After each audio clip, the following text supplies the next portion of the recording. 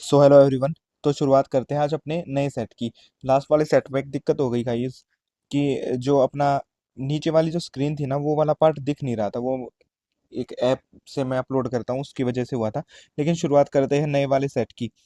तो सबसे पहला क्वेश्चन बात करते हैं। ये सेट है 9 से 11 की शिफ्ट का 27/8 का। राइट। तो how many letters are there between the how many letters are there between the second letter of the first word from the left and the third letter right। ठीक है, यानी कि हमें बताया गया है कि second letter of first word from left, second letter R है, और यानी कि सेकंड लेटर आर है, और the third letter of first word from right, third letter of first word from right यानी कि टी। इन दोनों के बीच में कितना गैप होगा? आर एस टी, यानी कि एक का ही गैप रहेगा। अब हम नेक्स्ट क्वेश्चन की बात करते हैं। अ, ये एक सीरीज दे रखी है आपको। ये इनइक्वालिटी फॉर्म में है, तो इसको सोल्व करते हैं। T is greater than I, क्या ये फॉलो करता है? T is greater than I, T का आई से रिलेशन, टी जो है आई से ग्रेटर हो ही नहीं सकता गाइज, क्योंकि ये अगर ऐसे भी करेंगे तो एन और टी का रिलेशन खराब हो जाएगा। तो पहला ऑप्शन तो क्लियर है कि वो नहीं होगा। राइट। अच्छा, अब हमें इसमें दोनों कंक्लूजन फॉलो कराने हैं, ये बात है। I is greater than T, I is greater than T तब होगा जब ये फॉलो करेगा, यानी कि आई बड़ा रहेगा। राइट। तो अब हम देखते हैं कि पी और एन का रिलेशन कैसे हो सकता है। पी जो है ओ ओ से बड़ा है, फिर आई से बड़ा है, फिर एन से बड़ा होगा, फिर टी से बड़ा होगा, तभी पी और एन का रिलेशन ये कंडक्ट होगा, यानी कि ये वाला साइन यूज किया जाएगा। आप आंसर पे ज्यादा ध्यान मत दीजिएगा गाइस, क्योंकि आंसर पे देखेंगे तो थोड़ी मुश्किल रहेगी आपको। अब हम नेक्स्ट क्वेश्चन पे आते हैं। In a certain code language higher का मतलब होता है ये। देखिए, इसमें दोनों में एक तीन चीजें कॉमन है, एच आर ई, और जो वर्ड कॉमन है वो है 1 2 3। तो यहाँ पे जो अनकॉमन वर्ड है वो 5 है, जिस जो है ए की वैल्यू, ए बराबर 5, और हमसे ए ही पूछा था। अब हमसे पूछा है एक क्वेश्चन कि स्टेटमेंट हमें दे रखी है ये। राइट। तो स्टेटमेंट दे रखी है कि इसमें से हमें आइडेंटिफाई करना है कौन सा ट्रू है। एस जो है ओ से बड़ा है, एस ओ से बड़ा हो ही नहीं सकता, क्योंकि अगर आप ये देखेंगे ना ये वाला रिलेशन, ये पी और एस को हर हर चीज से अलग कर देता है। राइट। तो ओ और एस में कोई रिलेशन बन ही नहीं सकता। अब बात करते हैं यू इज ग्रेटर देन जी। दूसरा सॉल्यूशन इन्होंने दे रखा है कि यू जो है जी से ग्रेटर है क्या? यू जो है जी से ग्रेटर है, क्योंकि इधर भी ग्रेटर का साइन है, इधर भी ग्रेटर का साइन है, और इक्वल का, यू जो है ग्रेटर देन इक्वल टू जी है। अब हम नेक्स्ट क्वेश्चन पे चलते हैं, हमारे क्वेश्चन नंबर 5 पे। ये कल मैं एक क्वेश्चन बताना भूल गया था। देखो गाइस, जो आपसे क्वेश्चन पूछ रखा है ना, जैसे ये आपसे पूछ रखा है कि चार, पहले तो इनकी वैल्यू लिख लो आप, $4, 3 और एट द रेट, राइट, और 9, ये वैल्यू है। अगर हम यहाँ से देखें तो 3 की वैल्यू है एफ, यहाँ पे हमने एफ लिख लिया। डॉलर की वैल्यू है यहाँ पे क्यू, 4 की वैल्यू है एल, और एट द रेट की वैल्यू है बी, और 9 की वैल्यू है हमारी यू। राइट, हमने ये सेम टू सेम लिख लिया। अब तीनों कंडीशन को जल्दी पढ़ो। अगर पहला एलिमेंट जो है सिंबल है और लास्ट नंबर है, पहला एलिमेंट जो है वो सिंबल है और लास्ट नहीं, पहला एलिमेंट जो है वो सिंबल है ही नहीं, तो पहली कंडीशन तो फॉलो हो ही नहीं रही है। दूसरी condition, if the first element is an even number, जी हाँ इवन नंबर है, and the last is an odd number, जी हाँ ओड नंबर है, तो फर्स्ट और एलिमेंट्स को एट द रेट सी लिख दो, यानी कि जिसमें भी एट द रेट सी आगे पीछे आएगा वही हमारा आंसर होगा। राइट। लेकिन हम थर्ड कंडीशन भी पढ़ लेते हैं।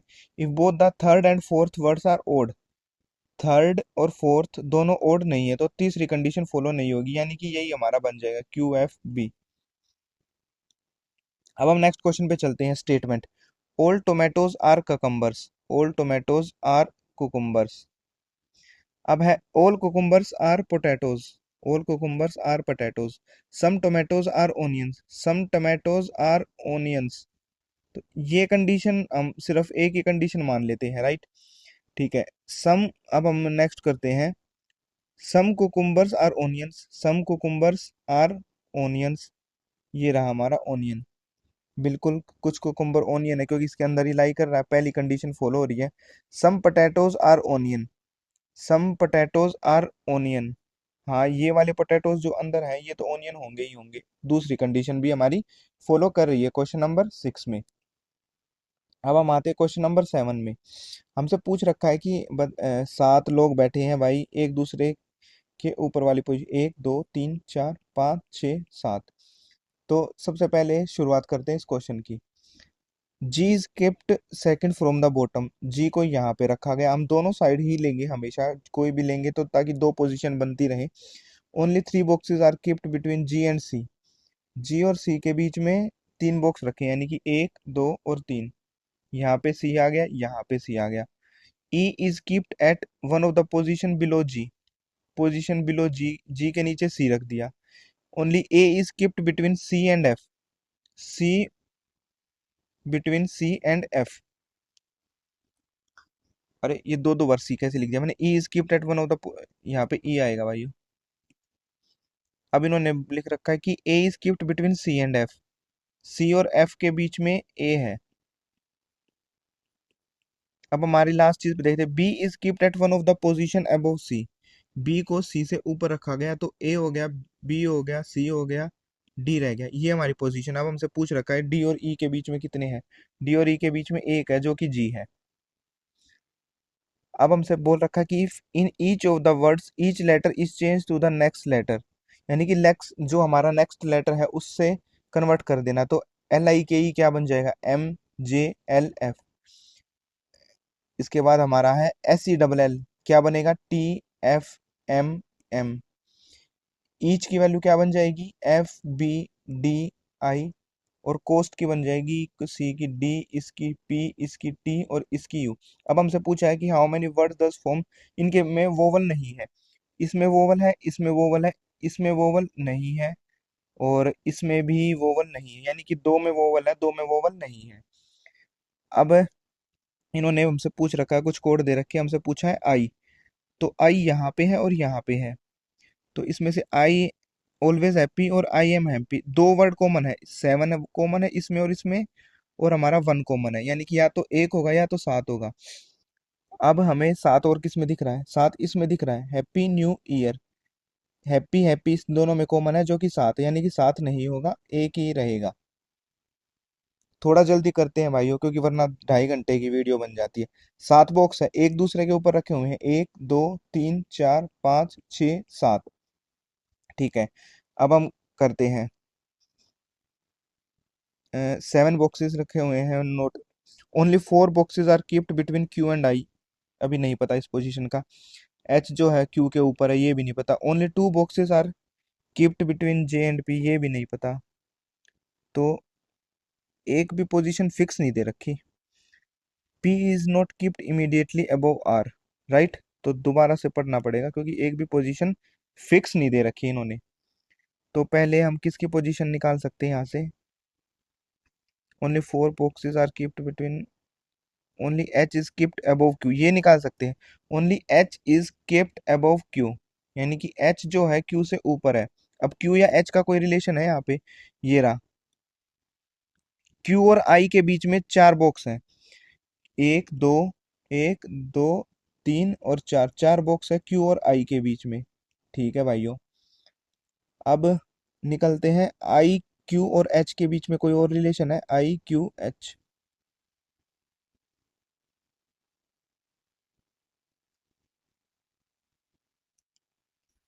ये मिटा लेता हूँ पहले। अच्छा, आई होगा, क्यू हो गया, जे और पी। अच्छा, 2 बॉक्सेस आर कीप्ड बिटवीन जे और पी, जे और पी के बीच में 2 बॉक्स है, यानी कि जे और पी के बीच में 2 बॉक्स है, जे और पी के बीच में 2 बॉक्स है। यहाँ पे मैंने अलग अलग पोजीशन बनाई है क्योंकि दो अलग अलग पोजीशन बन रही थी।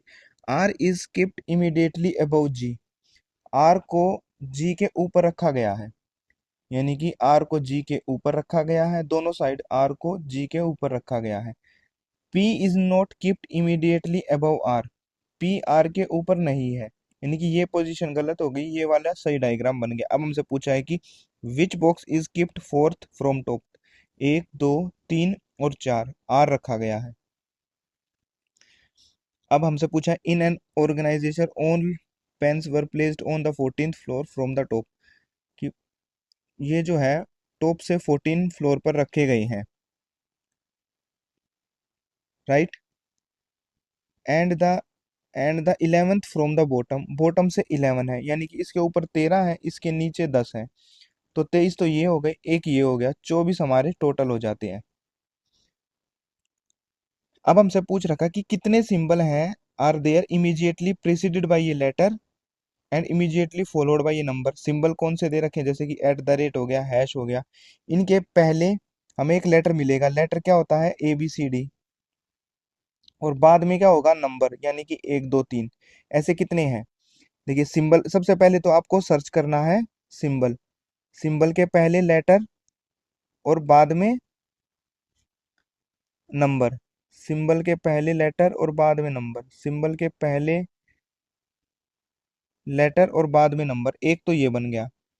दूसरा सिंबल के पहले लेटर और बाद में नंबर, दूसरा ये बन गया। सिंबल के बस दो ही बनेंगे, यही दो बनेंगे भाइयों। अब 7 लोग बिठा रखे एक स्ट्रेट लाइन में, एक स्ट्रेट लाइन खींची, उसमें 7 लोग बिठा दिए, ठीक है, facing north. Only 2 people sit to the left of A के लेफ्ट में सिर्फ 2 लोग बैठे हैं, ए के लेफ्ट में सिर्फ 2 लोग बैठे हैं। Only 3 people sit between F and A, F और ए के बीच में 3 लोग बैठे हैं, ठीक है। E sit second to left of F, E sit second to left of F. How many people sit to the left of E, E के लेफ्ट में कितने हैं, एक, दो, तीन और चार, 4 लोग बैठे हैं। अब ये रिलेशन है, जैसे कि L at the rate O, यानी कि एल जो है डॉटर है ओ की, ठीक है, और ओ प्लस एम, यानी कि O is the wife of M, O is the wife of M. अब है एम परसेंटेज पी, यानी कि M is the father of P, ठीक है, ये दोनों हस्बैंड वाइफ हो गए, ये दोनों भाई बहन हो गए। पी हैश एन का मतलब होगा P is the brother of N, P is the brother of N, ये तीनों भाई बहन हो गए। रिलेशन हमसे पूछा एल का और एन का, यानी कि L is the sister of N. अब हमसे पूछा है कि some keys are sticks, some keys are sticks, all buckets are pots, all sticks are pots, all sticks are pots, और ये हमसे बोला ऑल बकेट्स आर पोट्स, यानी कि ऑल बकेट्स अंदर आ जाएंगी। हमेशा नेगेटिव सिचुएशन लेके चले, जब भी स्टेटमेंट और कंक्लूजन का करे, ठीक वाली तो लेके चलनी नहीं है कभी भी, यानी कि अगर नेगेटिव गलत होगी तो ठीक वाली तो हमेशा गलत होगी ही होगी। तो हमसे पूछा no stick is a bucket, no stick is a bucket, लेकिन ये वाली जो स्टिक है ये तो बकेट है, यानी कि पहला रिलेशन ठीक है। No stick is a bucket, stick किधर है हमारी, एक सेकेंड। इसने बोला है कि some keys are sticks, some keys are sticks, all buckets are pots, all buckets are pots, all sticks are pots, all sticks are pots, और some keys are, ये बनेगा फुल डायग्राम, यानी कि पहला वाला ही है। तो no stick is a bucket, no stick is a bucket, ये बिल्कुल गलत बात है, क्योंकि कुछ भी नहीं है इधर, तो ये हो सकता है और नहीं भी हो सकता, क्योंकि अगर हम दूसरा रिलेशन ये बनाए ना के और एस के अलावा, अगर हम इधर लिख दें, ये हो गई हमारी बी और इसमें पूरा पी, राइट, ये डायग्राम भी बन सकता है। इसमें गलत है, यानी नेगेटिव में गलत है तो सब में गलत है ही है। अब है नो बकेट इज ए की, नो बकेट इज ए की, ये भी बात गलत है, मतलब कि दोनों ही रिलेशन गलत हो गए भाई, ये तो 15 के दोनों, कोई भी फॉलो नहीं कर रहा है। इसके कितने भी डायग्राम आप बना के देख लो, राइट, लेकिन ये सबसे बेस्ट डायग्राम है। इससे पहले भी मैंने बनाया था, लेकिन वो एक चीज को फॉलो करा रहा था, लेकिन मेरे को चाहिए थे कि नेगेटिव डायग्राम बनाता हूँ मैं हमेशा भाइयों। A is the mother of B, A is the mother of B, D is the sister of C, E is the father of C, B is the brother of D, B is the brother of D. अब D is the sister of C, D is the sister of C, E is the father of C, E is the father of C. ये दोनों husband wife है, ये तीनों भाई बहन है। हमसे पूछा है how is A related to E. A is A is the wife of E. अब हमसे पूछा है how many letters are there between second letter of last word from right.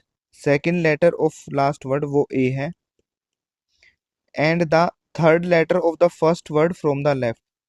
Third letter of the first word from the left. A और D के बीच में कितना आएगा, बी और सी, दो ही वर्ड आएंगे या दो ही अल्फाबेट।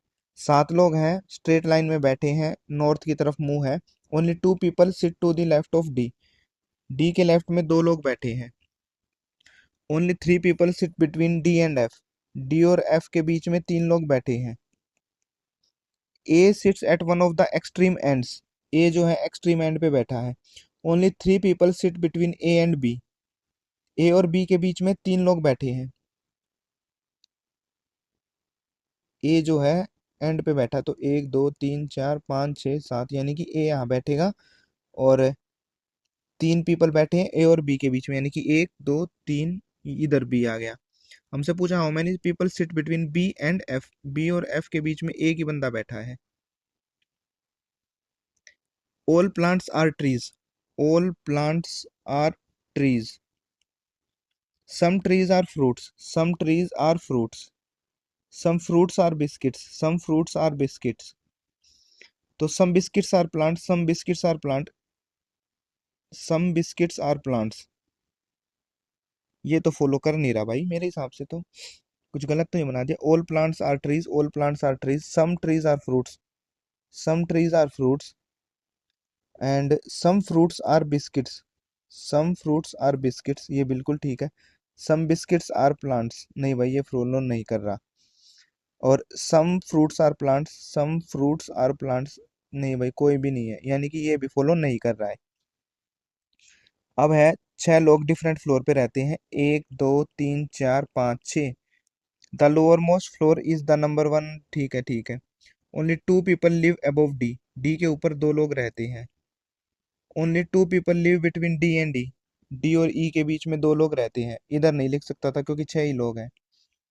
अब है C lives just above F but not on the top most floor. C जो है एफ के ऊपर है लेकिन टॉप फ्लोर पे नहीं है, यानी कि सी यहाँ नहीं है, तो फिर सी यहाँ ही होगा। और सी जो है ओड नंबर पे है, यानी कि 1 2 3 4 5 6, यानी कि ओड नंबर पे है, तो सी की पोजीशन यही होगी, एफ की पोजीशन यही होगी। How many people live between C and D. C और ई के बीच में एक ही बंदा रहता है जो कि एफ है। अब साइन को चेंज करने हैं हमको। 33, ये जो सारी चीज है इसमें साइन चेंज करके हमें चेक करना पड़ेगा, राइट। तो चेक कर लेते हैं भाइयों। सी का मतलब हो गया प्लस, डी का मतलब हो गया माइनस, और बी का मतलब हो गया मल्टीप्लाई, ए का मतलब हो गया डिवाइड। ठीक है। तो 22 को 1 से डिवाइड किया तो 22 आ गया, और 10 से गुना कर दिया, माइनस 3303 और 3 3306। 3306 में से 220 गए तो लगभग 3100 के आसपास आएगा, यानी कि ये तो नहीं होगा। अब दूसरा ऑप्शन ट्राई करते हैं।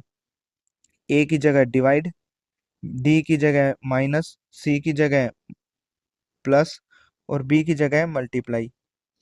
तो 3303 को 3 से डिवाइड करेंगे सबसे पहले तो कितना आएगा, 1101, और माइनस 10 प्लस 22 गुना 1, 22, यानी कि 1123 माइनस 10, 1113, यही होगा। अब फिर से सेम है, ये आपको ऑप्शन ट्राई करने पड़ेंगे, इजी है ये क्वेश्चन, कुछ ज्यादा समझाने की बात नहीं होगी इसमें। अब इन दोनों का रिलेशन कैसे बन रहा है, इनका बन रहा है 8 गुना 3 24, 8 गुना 3 मल्टीप्लाई 2, 2 गुना 7 मल्टीप्लाई 2 बराबर 28 बराबर 48। जो रिलेशन इनमें से फॉलो करेगा वही होगा, यानी कि 5 गुना 12 60 गुना 2 बराबर 120, यही फॉलो कर रहा है। अब यहाँ पे देखो, एक, पहले इनके बीच में एक का गैप है, इनके बीच में एक का गैप है, फिर इनके बीच में दो का गैप है, इनके बीच में एक का गैप है, इनके बीच में एक का गैप है, इनके बीच में दो का गैप है, इनके बीच में एक का गैप, एक का गैप, तीन का गैप, एक का गैप, एक का गैप, एक का गैप, एक का गैप, एक का गैप, दो का गैप, यही ठीक होगा। अब ये मिरर इमेज हमें दिखा रखी है, तो भाई ये कैसे बनेगी? ये थोड़ा सा इजी है वैसे, अगर आप कर लोगे तो। मिरर इमेज वैसे तो ऑप्शन से ही होते हैं, लेकिन मैं आपको बना के दिखा देता हूँ वैसे तो। नीचे तो आएगा भाई ट्राइंगल, नीचे ट्राइंगल आ जाएगा, उल्टा ट्राइंगल, उल्टा कैसे बनेगा? ठीक है, ऊपर हमारा ई आ जाएगा, ये जो डॉट है ये ऐसे बन जाएगा, और एम जो है डब्लू बन जाएगा, ये फिगर हमारी बनेगी। ये कौन सा ऑप्शन फॉलो कर रहा है? यही फॉलो कर रहा है। नहीं नहीं, डब्लू बनेगा, डब्लू ये बना। अच्छा, अब हमें ओड पेयर करना है। ठीक है, के का मतलब हो गया 11, और टी का मतलब हो गया 20, इसका मतलब पी का हो गया 16, इसका मतलब हो गया 15। यानी कि इनके बीच में जो गैप है वो 5 का है, इनके बीच में जो गैप है वो 5 का है। सेकंड ऑप्शन ट्राई करते हैं। 18, 14, एम कितने पे आएगा? 13 पे आएगा भाई। ठीक है, और वाई और जे 25 और 15, इनके बीच में 7 का गैप है, इनके बीच में 12 का गैप है। ठीक है, और नेक्स्ट आएगा जी का 7 आएगा, इसका 9 आएगा, और यहाँ पे आएगा 14 का और 6 का, इनके बीच में 7 का गैप है, और इनके बीच में 3 का गैप है। ये इससे तो फॉलो नहीं कर रहे, ये किससे फॉलो कर रहे हैं?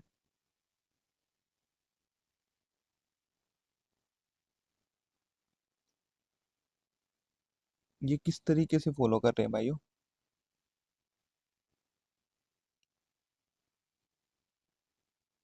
अच्छा, ये ऐसे फॉलो कर रहे हैं, मैं बता देता हूँ भाइयों।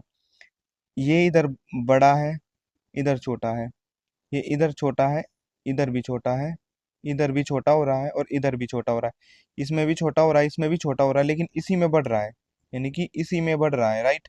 ये इस तरीके से रिलेशन है, समझ गई? 11 में प्लस किया तो 20 आया।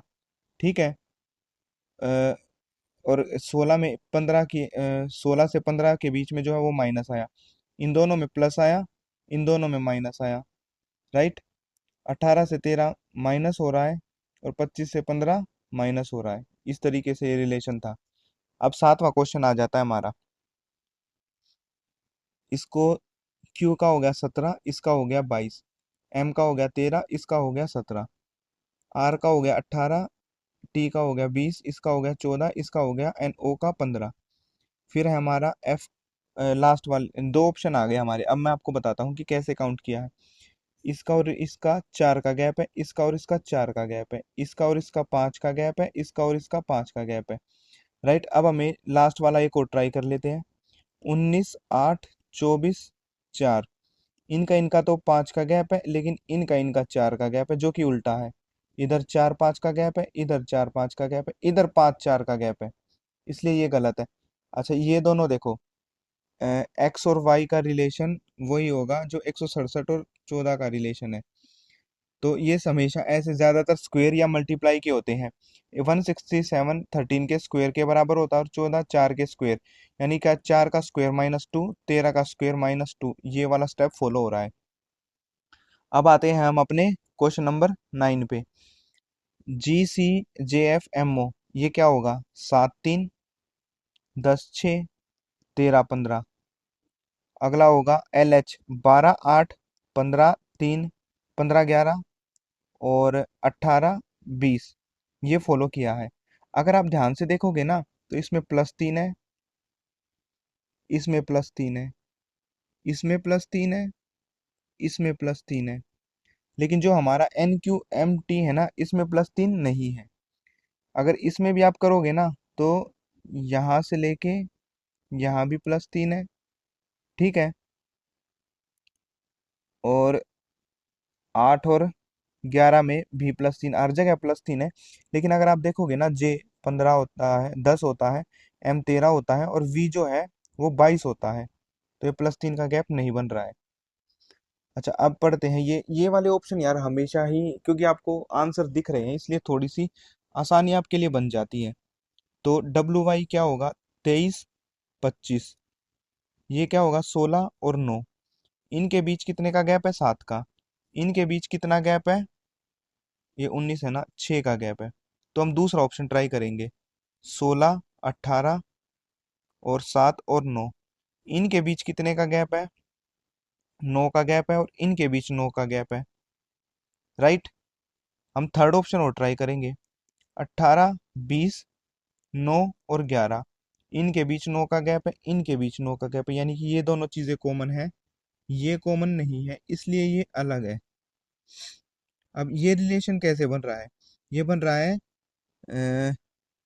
छ छ 9 कैसे बन रहा है, 6 × 3/2। और ये वाला कैसे बन रहा है, 12 = 6 × 4/2। वैसे ही कोई एक रिलेशन जैसे कि हमने आंसर दिख ही रहा है, यानी कि 3 × 10/2 = 15। ये वाला इसमें फॉलो कर रहा है। अब 12 क्वेश्चन है, इसमें कैसे फॉलो होगा, के का मतलब 11 हो गया, जी का मतलब 7, यहाँ पे 14, 10, 16, 18। अगर आप चेक करोगे ना तो इनके बीच में कितने का गैप है, 4 का, 4 का और 4 का। ऐसा ही हमें एक रिलेशन निकालना होगा इनमें से जिसमें 4 का गैप फॉलो कर रहा है, ठीक है। क्योंकि ये M है, ये N है, यानी कि इन दोनों में से एक तो नहीं होगा। अब ये IE है, यहाँ पे ये तीनों में डिफरेंस देखो, या तो JE होगा या IE होगा, यानी कि या तो इन दोनों में से कोई, ये दोनों ही ठीक होंगे या ये गलत होगा। आंसर में से भी आप आंसर निकाल सकते हैं वैसे तो, अगर आप क्वेश्चन समझ गए हैं तो। राइट, क्वेश्चन नंबर 13 का, सी और ए में देखोगे तो 2 का गैप है, F और D में 2 का गैप है, I और G में 2 का गैप है, इन दोनों में भी 2 का, इन दोनों में भी 2 का, इन दोनों में भी 2 का। राइट, तो हमें M और I है, यहाँ पे 4 का गैप है, K और J है, यहाँ पे 2 का गैप है, ठीक है। और K और I के बीच में कितने का गैप है, यहाँ पे भी 2 का गैप है, ठीक है। और K और I के में भी कितना का गैप है भाइयों, यहाँ पे भी 2 का गैप है। तो जो थोड़ा अलग हो रहा है ना, इनमें 1 का गैप है। राइट, ये आपको ऑप्शन ही पुटअप करना पड़ेगा, जो मैंने बताया गैप सेम होना चाहिए सब में। अब ये क्या करना है कि इक्वेशन को चेंज कर देना है, 12, 5, 15, 5, 1 = 9। अब क्या करना है, प्लस को माइनस कर देना है, यानी इसको माइनस कर देना है, इसको माइनस कर देना है, डिवाइड को मल्टीप्लाई कर देना है, मल्टीप्लाई कर देना है, और माइनस को प्लस कर देना है।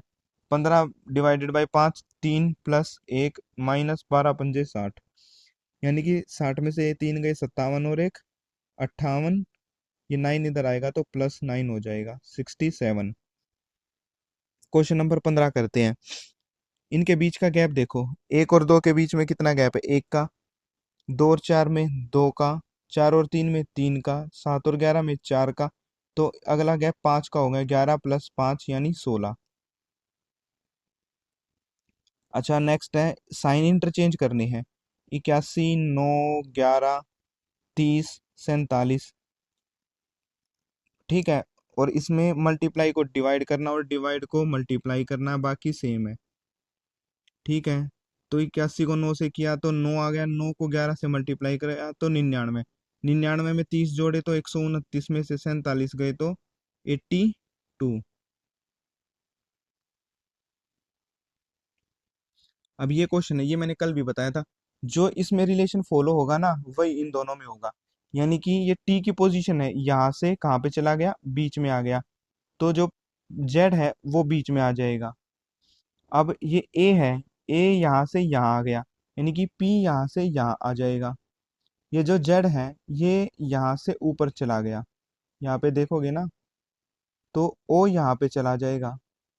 राइट, इतना ही बहुत है पेपर में आंसर निकालने के लिए, ओ यहाँ पे है, पी यहाँ पे है, ओ यहाँ पे है, बस।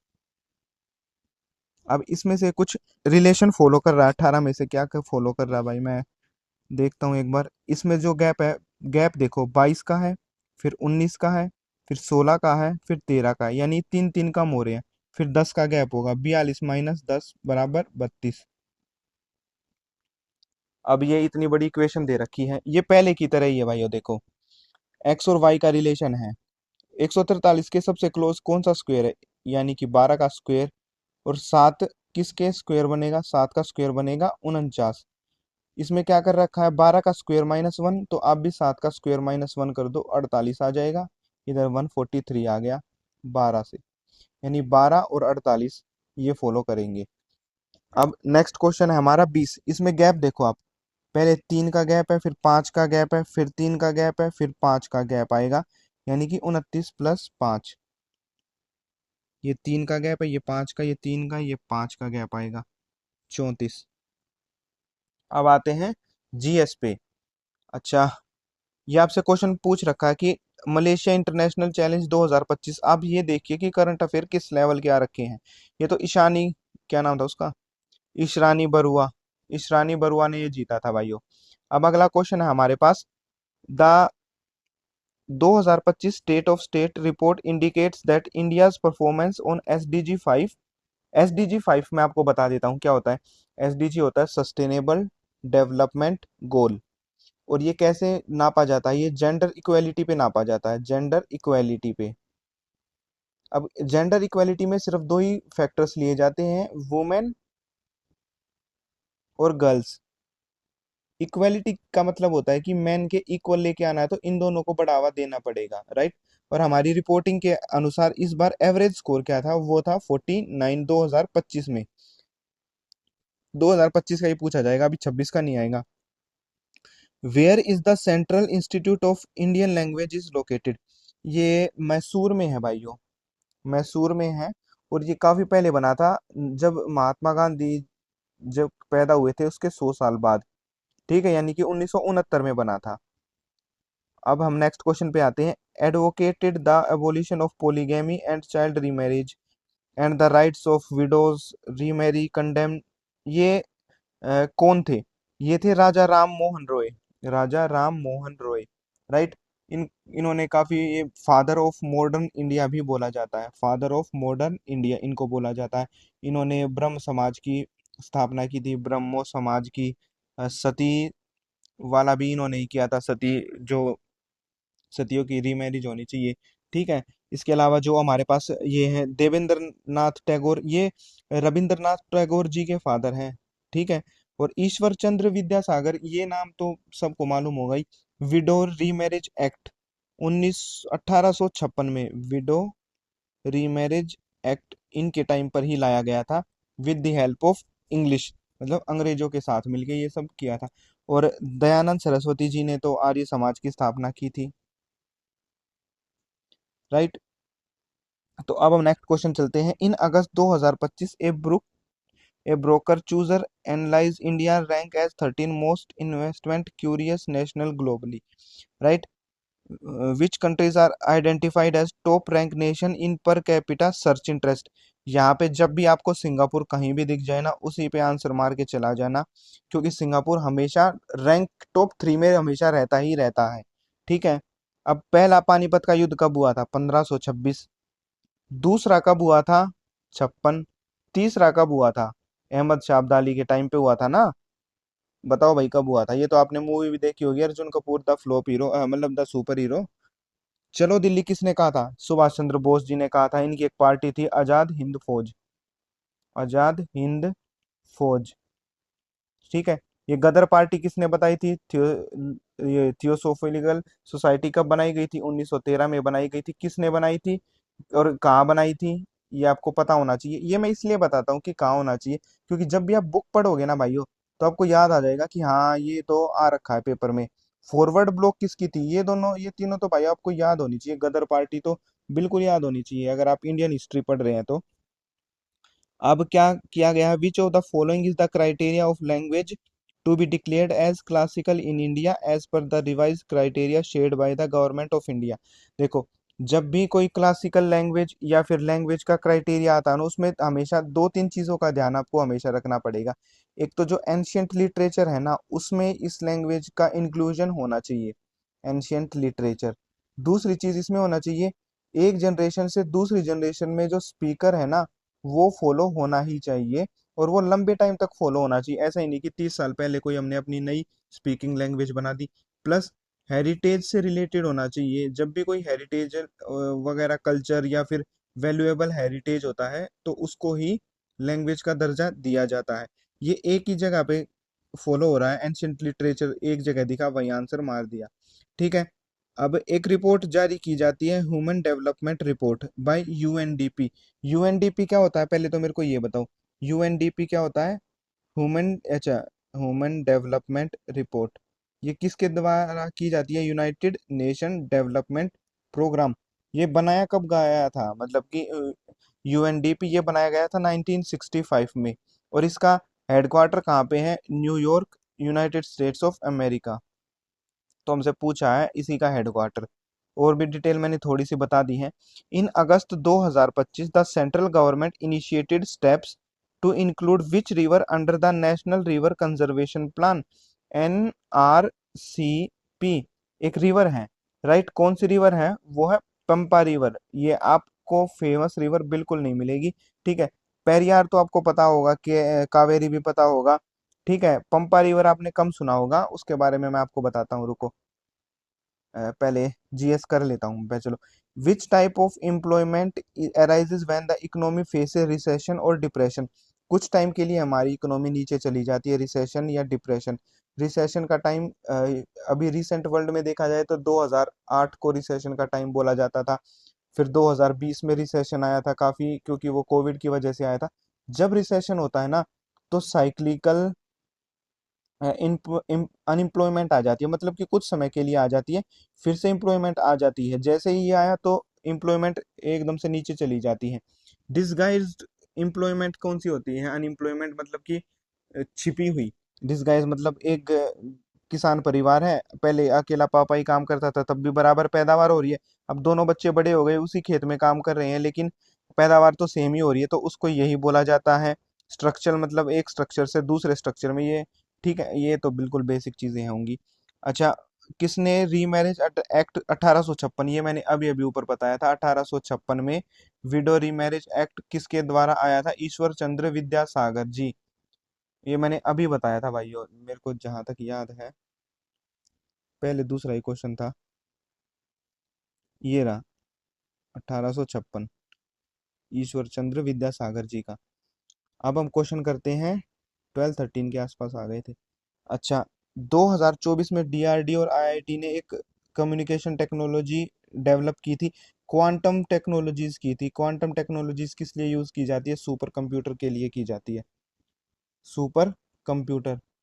और उससे रिलेटेड, जैसे कि हमारा परम 8000 सुपर कंप्यूटर है, राइट। सुपर फास्ट कंप्यूटर बनाने के लिए क्वांटम टेक्नोलॉजी यूज की जाती है। अब है, अगस्त 2025 में which state boxing contingent clinch the overall team title in both boys and girls. ठीक है, जब भी आपको कोई भी टाइटल स्पोर्ट्स में दिख जाए बाई ए स्टेट, तो सबसे पहला ऑप्शन अगर उसमें महाराष्ट्र है और हरियाणा है, तो आप डाउट थोड़ा सा कर सकते हो। अदरवाइज अगर महाराष्ट्र है हरियाणा नहीं है तो महाराष्ट्र ऑप्शन होगा, अगर महाराष्ट्र ऑप्शन में नहीं है तो हरियाणा होगा। ये दोनों ऑप्शन ही हमेशा करेक्ट रहते हैं। अब हम करते हैं next question. What is the primary regulatory body for micro finance India? Micro finance का दिखते ही क्वेश्चन, ये आपको क्वेश्चन आपके पेपर में कम से कम 2 से 3 क्वेश्चन इसके ऊपर जरूर बनेंगे। आरबीआई लगा देना। आरबीआई ही जित फाइनेंस के बड़ी बड़ी चीजें देखती है। सेबी क्या करती है कि जितने भी ये रेगुलेटरीज होती है ना, जैसे कि आपने देखा होगा ट्रेडिंग, स्टॉक मार्केट, उनसे रिलेटेड होती है। नाबार्ड क्या करता है? वो बैंक वगैरह जो होते हैं ना, एग्रीकल्चर रिलेटेड लोन्स वगैरह, उनको उनके कार्ड बनाना, वो सब नाबार्ड देखता है। आरबीआई सबको पता है, एसबीआई एक कॉमन इंडियन टॉप बैंक है। अब दिसंबर 2024 में एक रेगुलेटर सेट किया गया था to craft framework for responsible of ethical enablement of free AI for financial sector. Financial sector में सबसे बड़ा सेक्टर है बैंकिंग। बैंकिंग में सबसे बड़ा कौन है? आरबीआई। आरबीआई कहीं है क्या? ये रहा। अब हम देखते हैं, which of the following can cause a leftward shift in the supply curve. Supply curve जो हमारी होती है, मान लीजिए कि हमारी ये है सप्लाई कर्व, राइट। ये लेफ्ट की तरफ कब शिफ्ट होती है, यानी इस तरफ कब शिफ्ट होती है? राइट। जब हमारी लेफ्ट लेफ्ट गिवन गुड, मतलब कि जो हमारे पास गिवन है, कोई भी गुड बना रखा हमने, चाहे वो कोई भी प्रोडक्ट हो, कोई भी चीज हम बनाते हो, ठीक है, वो कब होती है? जब हमारी टेक्नोलॉजी नीचे जाती है। टेक्नोलॉजी नीचे जाती है कि मतलब इंडस्ट्रियलाइजेशन जब इंग्लैंड और यूएस में आया था, उनकी टेक्नोलॉजी ऊपर थी, तो फिर वो है कि जो उनकी लेफ्ट में जो कर्व ऐसी जानी चाहिए ना, वो ऐसे जाती थी, और हमारी हमेशा ऐसे जाती थी नीचे की तरफ, या फिर ऐसे जाती थी, राइट, या ऐसे जाती थी। ऐसे जब जाएगी तो टेक्नोलॉजी बूस्ट करता है। जो रिसेंट में चाइना, आपने कोई भी ग्राफ देखा होगा ना, मैप, वो ऐसे ग्रो करता है। तो इसका मतलब टेक्नोलॉजी और एडवांसमेंट बढ़ रहा है। लेकिन अगर आप कोई ऐसा ग्राफ देखें ना, ऐसा ग्राफ या ऐसा ग्राफ, तो इसका मतलब टेक्नोलॉजी डिक्रीज कर रही है। सप्लाई चेन वाला ये फॉर्मूला है। अब थोड़ा सा मुश्किल रहेगा जो इकोनॉमिक स्टूडेंट नहीं है। अब हम करते हैं 18 question. Which company announces plans in 2024 to deploy low earth orbit satellite constellation under project Kuiper? Kuiper एक ही चीज से फेमस है। कुइपर जो है अमेजन से रिलेटेड है। ये याद रखना, शायद आपको फ्यूचर में, इस साल नहीं तो अगले साल फिर से कुइपर देखने को मिलेगा। First phrase of green revolution, गेहूं। सबसे पहले जो आया था गेहूं और चावल, इन्हीं दो चीजों पर आया था, राइट।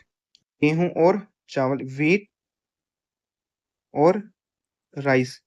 अब हम नेक्स्ट क्वेश्चन पे आते हैं। विजयनगर एम्पायर जो 14वीं सदी में बनाया गया था आफ्टर डेथ, वो किसने इस्टेब्लिश? संगम डायनेस्टी ने किया था भाइयों ये। 1400 एक्स एक्स में। वो मुझे खुद भी याद नहीं है, बस इस्टेब्लिशमेंट याद है और इनके मेन मंदिर याद है, मुझे जो याद है एग्जैक्टली exactly। ठीक है। अब डेमोग्राफी, डेमोग्राफी क्या होता है? ये ज्योग्राफी से रिलेटेड एक टर्म है, जियोग्राफी से। डेमो प्लस ग्राफी, मतलब लोगों का ग्राफ, यानी कि लोगों का ग्रह, इसीलिए इसको बोलते हैं। ज्योग्राफी को हिंदी में जो बोलते हैं, बताओ मेरे को, क्या बता? खगोल शास्त्र। खगोल शास्त्र या फिर भूगोल। भू मैप को क्या बोला जाता है? गोल। खगोल शास्त्र तो एस्ट्रोलॉजी को बोलते हैं ना भाइयों। थार डेजर्ट के ऊपर कौन सी एक चीज जो है फॉलो नहीं करती है? थार डेजर्ट के चार ऑप्शन दे रखे होंगे, हाँ ये ईस्टर्न पार्ट, बांगर, हाँ ये ठीक है। लूनी, लूनी नॉर्थ ईस्ट में फ्लो नहीं करती है भाइयों। लूनी जो है वो साउथ वेस्ट में फ्लो करती है, जहां तक ये जैसे राजस्थान है, ये ऐसे फ्लो करती है, इस तरफ नहीं जाती, क्योंकि ये तो इसका मतलब ये बनी ही यहाँ से है, right. Which mountain range are in northern border of India? ये अपना इंडिया है जैसे, यहाँ पे हिमालयाज है, राइट, हिमालयाज। और पीछे वाली साइड काराकोरम K2 रेंज है। अरावली कहाँ है? अरावली तो देखिए दिल्ली और राजस्थान वाले एरिया में है। विंध्या रेंज ये जो भारत है उसके मिडल में बना हुआ है, ठीक है। सतपुरा भी वहीं पे है, तो ये तीनों तो हो ही नहीं सकती। तो Indus river flowing in territory, river से रिलेटेड कौन सी नदी है? सतलुज, सतलुज, ब्यास, रावी, झेलम, और एक और नदी है, मेरे को वो बताओ। पांच नदियों से मिलके पंजाब बना है, तो पांचवी नदी कौन सी है? वैसे तो आप लोग ट्रेन वगैरह से गए होंगे तो आपको सबको मालूम होगा, कभी एग्जाम वगैरह देने होंगे। हाँ, ताप्ती रिवर यहाँ पे फ्लो नहीं करती है। Kalamandalam Gopi is associate with which dance form? Kathak से ये कथकली, मोहिनीअट्टम से ये नहीं करती है, वो तो कृष्णा जी है। ओडिशी से भी नहीं, भारतनाट्यम से भी नहीं, right. Which is the largest group? 2011 में कौन सा था? देखिए, सब 2011 में तो हिंदुइज्म था बंगाल में, और जब हमारा 2026 में जो सेंसस आएगा उसमें आपको चौंकने वाली चीजें मिलेंगी। यहाँ पे मुस्लिम जो है वो माइनॉरिटी नहीं रह के अब मेजोरिटी हो जाएंगे। Which of the thinnest layer of earth surface? Earth की सरफेस की जो थिनेस्ट लेयर है वो है क्रस्ट। जो मेंटल है और कोर, कोर जो है वो लगभग किलोमीटर नीचे की तरफ अर्थ के अंदर है, ये लगभग 2900 किलोमीटर है। ये लगभग 8 से 10 किलोमीटर, कई बार 6 किलोमीटर, ये कहीं कहीं पे वेरी करती है, इतने ही है। और अब चलते हैं कि विच of the following is the second highest constitution, highest है प्रेसिडेंट, सेकंड हाईएस्ट है वाइस प्रेसिडेंट, राइट। और अब नेक्स्ट क्वेश्चन पे चलते हैं। आर्टिकल पार्ट फोर्थ है, फोर्थ ए का मतलब है कॉन्स्टिट्यूशन का फंडामेंटल ड्यूटीज का जो सबसे मेन पार्ट है वो होता है 51A, राइट। 51A article. अब चंबल, सिंध, बेटवा, कैन, ये रिवर कहाँ पे फ्लो करती हैं, ये कौन से प्लेट्यू में? देखो, अगर मैं इंडिया का मैप बनाऊं ना, ये जैसे ऊपर से नीचे आया, ये आया, ये अपना गुजरात है, ये बना, और ये हमारी सेवन सिस्टर्स है। तो छोटा नागपुर कहाँ पे है? ये छोटा नागपुर है, छोटा नागपुर। यहाँ पे हमारा मालवा प्लेट्यू है, यहाँ पे हमारा है दक्कन का प्लेट्यू, और मेघालय प्लेटू भी यही है। और ठीक है, तो इसलिए आपसे पूछा था कि चंबल, चंबल की नदी कहाँ पे बहती है, ये सबको पता है, ये वाला जो एरिया है यहाँ से बहती है, ठीक है। और Buddhist architectural structure is entirely made of brick even in 21st century. वो 3rd सेंचुरी का, अगर आपको किसी को याद हो, एक टेम्पल है महाबोधि, जो बनाया गया था अ, ये जीसस क्राइस्ट जो है ना, इनके जन्म से भी 300 साल पहले, राइट। और ये गया में है, बिहार वाला जो रीजन है ना, वहां पे महाबोधि टेम्पल है हमारा। ये तो सबको पता ही है। सांची का स्तूप कहाँ पे है? धामय का आपको शायद नया लगेगा, लेकिन ये सारनाथ में है। ये भी उसी टाइम का है, लेकिन ये ब्रिक और ब्रिक से नहीं बनाया गया, पत्थर से बनाया गया है, वैसे वाले चूने वाले से, तो इसलिए ये नहीं होगा। और अमरावती तो सबको मालूम है ये कहाँ है। Primary source of simple carbohydrate, primary source क्या होता है? जो कि डायरेक्टली हमें मिले, हमें कुछ काटना मारना ना पड़े। मिल्क जो है प्राइमरी सोर्स नहीं है, बिल्कुल है। पोटैटो हमें जो जमीन से मिलता है, वीट भी हमें जमीन से मिलता है, मीट हमें किसी को मारना पड़ता है और खाना पड़ता है। किसी को मार के खाओगे तो सेकेंडरी पे आप आ जाते हो, जो कि बिल्कुल गलत है। ना अंडे खाया करो, ना ये सब, बिल्कुल भी नहीं भाइयों। The shaking energies of earth of magnitude 6 and 4 on Richter scale differ by. देखो, मैं आपको रिक्टर स्केल का मतलब समझा देता हूँ। रिक्टर स्केल वो होता है जिसपे कि नापा जाता है कि भूकंप की तीव्रता कितनी थी, ठीक है। जब एक मैग्नीट्यूड का डिफरेंस होता है ना, एक मैग्नीट्यूड, जैसे हम बोलते हैं ना कि 5 के मैग्नीट्यूड का भूकंप था, फिर बोलते हैं कि 6 के, तो बहुत ज्यादा डिफरेंस नहीं लगता है। लेकिन एक मैग्नीट्यूड का मतलब है कि 10 गुना उससे ज्यादा था।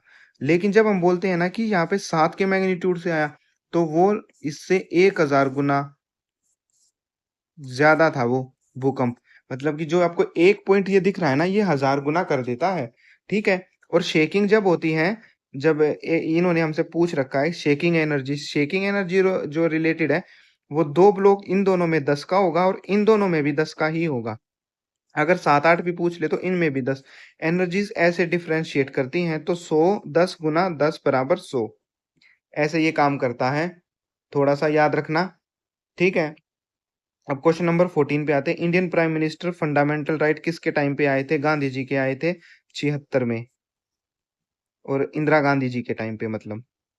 अब हम करते हैं next question. Goods and service tax, ये तो सबको मालूम होगा, 279A। और ये कब आया था? 2016 में आया था कि 17 में आया था, बताओ। इसमें तो नोटबंदी आई थी, जीएसटी यहाँ पे लाया गया था। और कब से? 1 जुलाई से लाया गया था, 1 जून से लाया गया था, वो भी याद रखना पड़ेगा आपको, ठीक है। फॉलोइंग हाई कोर्ट जुरिडिक्शन, एक से ज्यादा, देखो, एक से ज्यादा जुरिडिक्शन कहाँ पे है? बॉम्बे में है, कलकत्ता में है,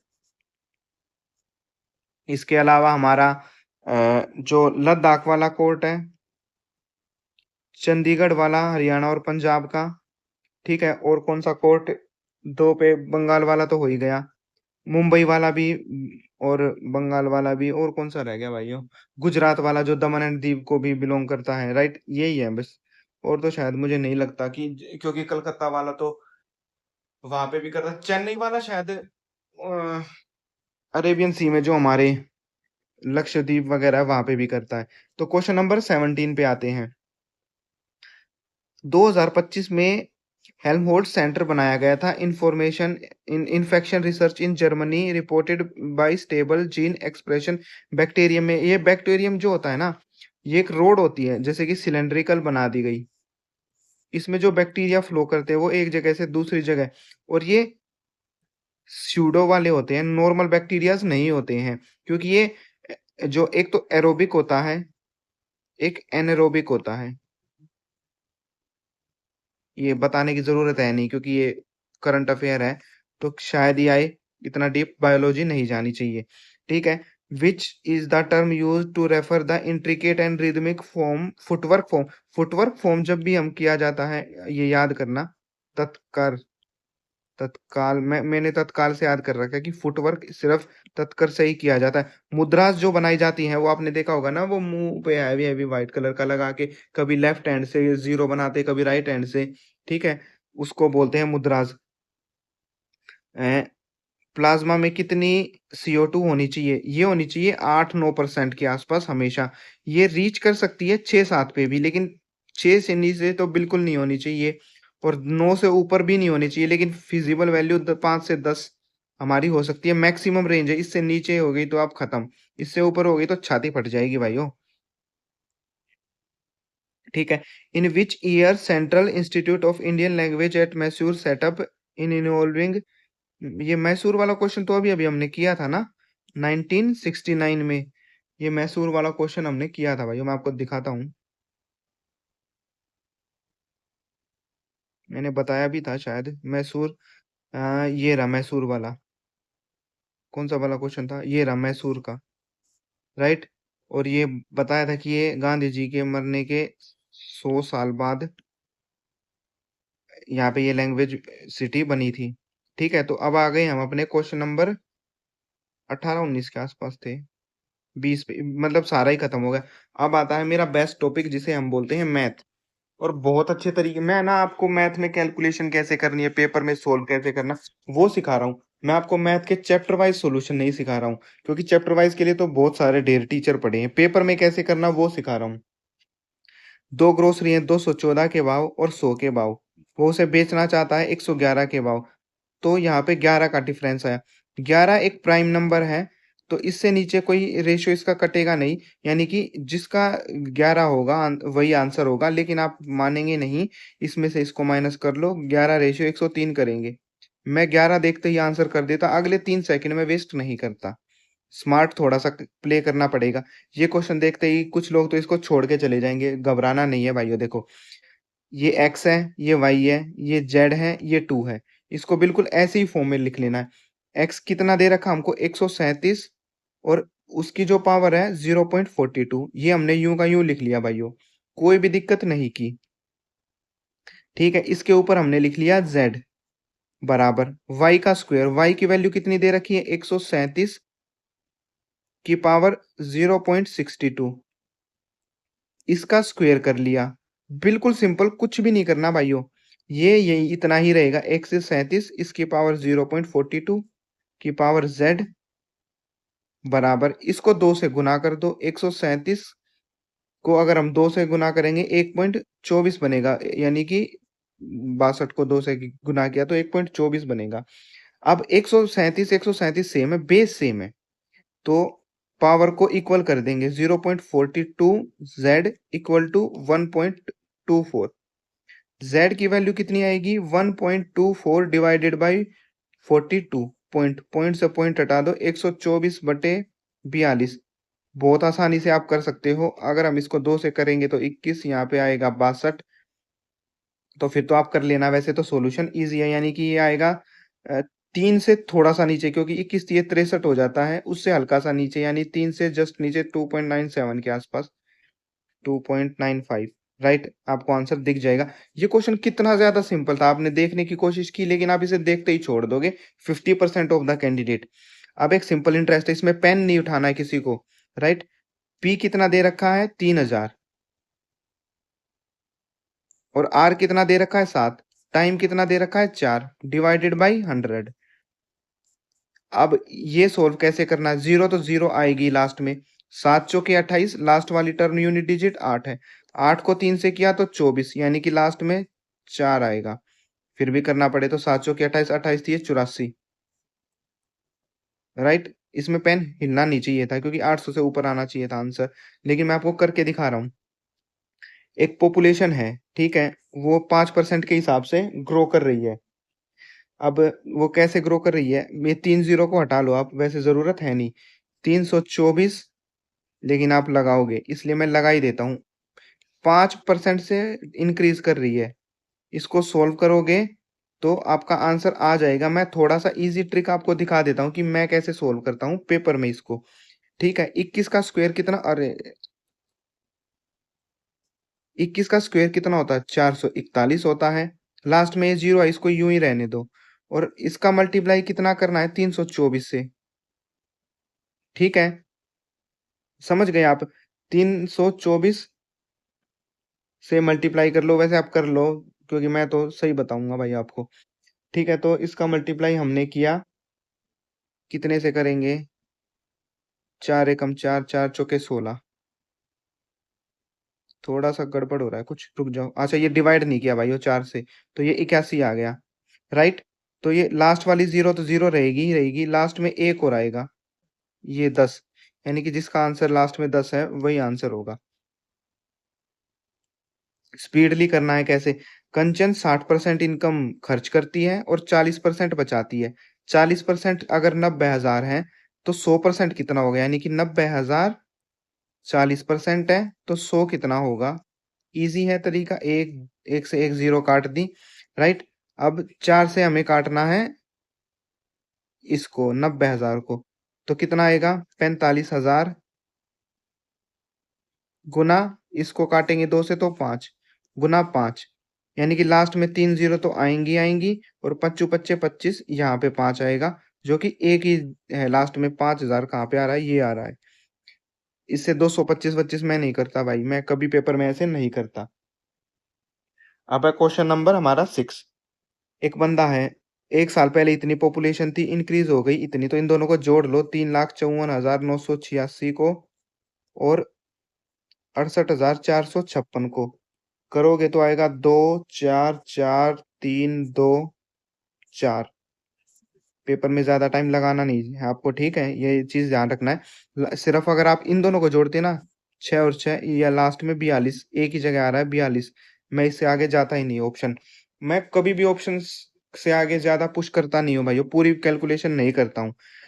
देखो, 30% 20% से कितना ज्यादा है, 48। 30% माइनस 20% बराबर 48, यानी कि 10% बराबर 48 है, तो 100% कितना होगा, यानी कि एक जीरो लगा दो। अब एक बंदे ने 239 के भाव और 128 के भाव सामान खरीदा और 197 पे बेच दिया। अब ठीक है, तो हमें निकालना है कि इन दोनों का गैप कितना था। टू वैराइटीज 239 और 128, एंड मिक्सचर को 197 पे बेच दिया, यानी कि इधर तो आएगा 31, ठीक है। नहीं नहीं, ये कितना आएगा, ये आएगा 69, और ये आएगा 42। इस 3 से भाग कर दो तो 23, 23 एक में ही है, आगे ये मैं करूंगा ही नहीं। अब नेक्स्ट क्वेश्चन है, हमसे पूछ रखा कि how many dealers have sold computer less than the average of 4। इन चारों की एवरेज बतानी है। 25 और 35 की कितनी हो गई, 30, और 30 तो है ही, यानी कि 30 से नीचे हमारी एवरेज होगी क्योंकि 22 भी है, यानी कि 27 28 एवरेज आएगी।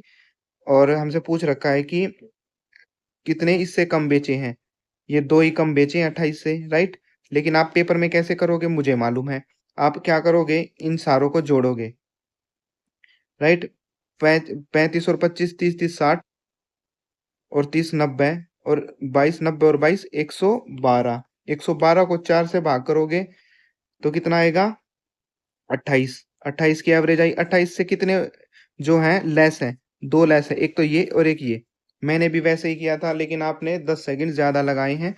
ये नहीं करना है पेपर में। पेपर कैसे करना है मैं आपको वो बता रहा हूँ, ठीक है। सॉल्यूशन तो मुझे आते ही हैं यार।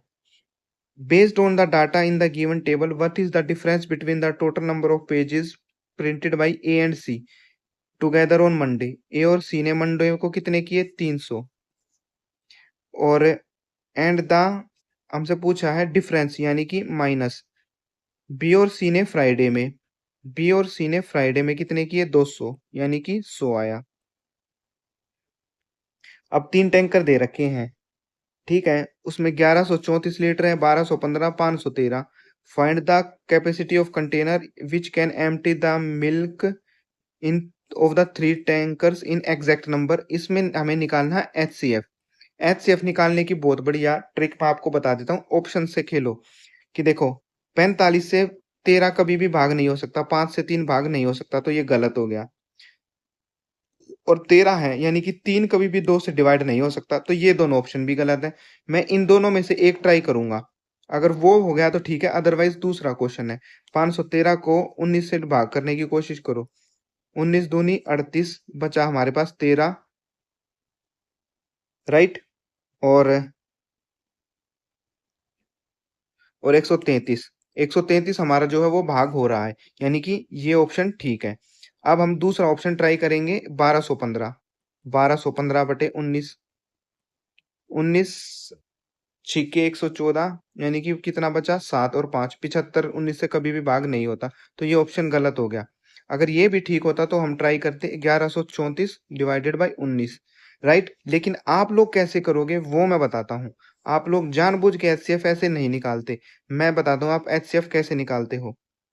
जो आपने पुराना तरीका सीखा है ना, किन्हीं दो का HCF निकाल लो, जैसे कि 513 और 1215 रख लेता हूं मैं। ये 2 से किया, ये 1026 आया। फिर से किया, कितना आया, 189 डिफरेंस आया। उसमें से किया 513, ये 2 पे गया, 378 डिफरेंस आया, 135। ये मैं फास्ट कर रहा हूँ क्योंकि कैलकुलेशन मेरी थोड़ी सी फास्ट, आपसे 189 एक पे गया तो 135 आया। इनमें का जो डिफरेंस है वो 54 आया, 54 आया तो 135 ये आ गया। दूनी 54 दूनी 108। फिर कितना गैप आया, 27 गैप आया। 27 किया और 54 अंदर, तो 2 पे 54 कटेगा। आप ऐसे करोगे, लेकिन शायद आप इतनी फास्ट कैलकुलेशन ना कर पाओ। जो मैंने आपको तरीका बताया ना वो जरूर ट्राई करना भाइयों, ठीक है। जो मैंने तरीका बताया, कौन सा तरीका बताया, मैं एक बार और फिर से बता देता हूँ। 45 कभी भी इससे नहीं कटेगा, 42 इससे नहीं कटेगा, तो ये जो 19 है इन तीनों से ट्राई कर लो, या 27 को कर लो। मैंने 19 क्यों किया, क्योंकि मुझे 19 का पारा ज्यादा बेटर आता है, जबकि 27 का उतना बेटर नहीं आता। अब क्या किया, अनिल ने कुछ पेन खरीदे 180 रुपए के, एक दर्जन, यानी 180 रुपए के 12 पेन खरीदे। एक पेन की कीमत 15 रुपए है, 25 रुपए में बेच दिया उनको।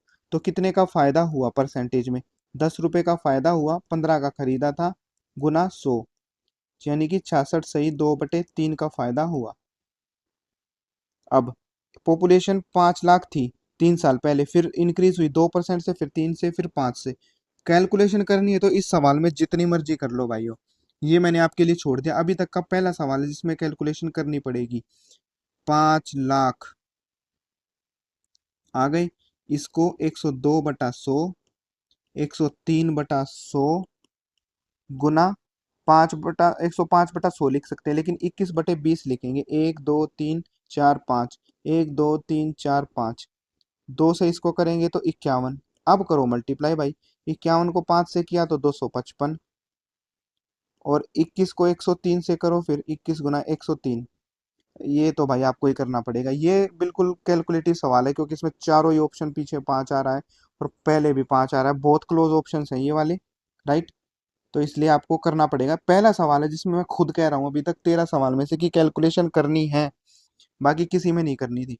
देखो average weight of 57 student is 61, 57 student का एवरेज वेट 61 है।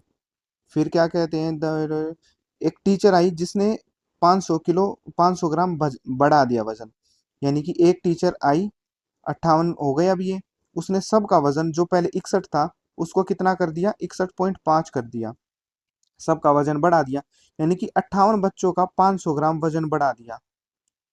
500 ग्राम को हम 1/2 भी लिख सकते हैं, यानी कि 29 किलो वजन मैडम में एक्स्ट्रा था 61 किलो से, यानी कि ये 90 किलो की पूरी डंपर मैडम थी। तो अब हम नेक्स्ट क्वेश्चन करते हैं। तुषार अपनी इनकम का 60% खर्च करता है, यानी कि 40% बचाता है। 40% की वैल्यू 78,000 है, 78,000 डिवाइडेड बाई 40, और 100% की वैल्यू कितनी होगी, एक दो, एक एक ही कटेगा खैर।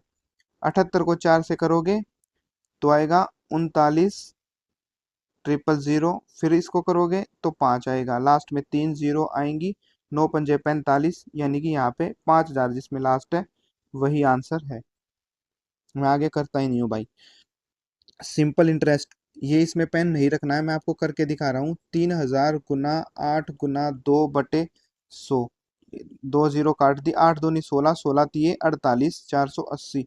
सेम ऊपर 480 क्वेश्चन आ रखा है जहां तक मुझे याद है। क्वेश्चन नंबर 17 करते हैं अब। ये थोड़ा सा ठीक लगा मेरे को क्वेश्चन। एक क्लास है, 54 स्टूडेंट्स फिजिक्स का टेस्ट लेते हैं। 13 स्टूडेंट का एवरेज है 82, यानी कि 13 स्टूडेंट का एवरेज है 82, प्लस बाकी स्टूडेंट का एवरेज है 52। 54 में से 13 गए तो 41 स्टूडेंट बचे जिनका एवरेज है 52, यानी कि टोटल एवरेज हमारी 54 लोगों की इतनी है। ये इसमें करो कैलकुलेशन।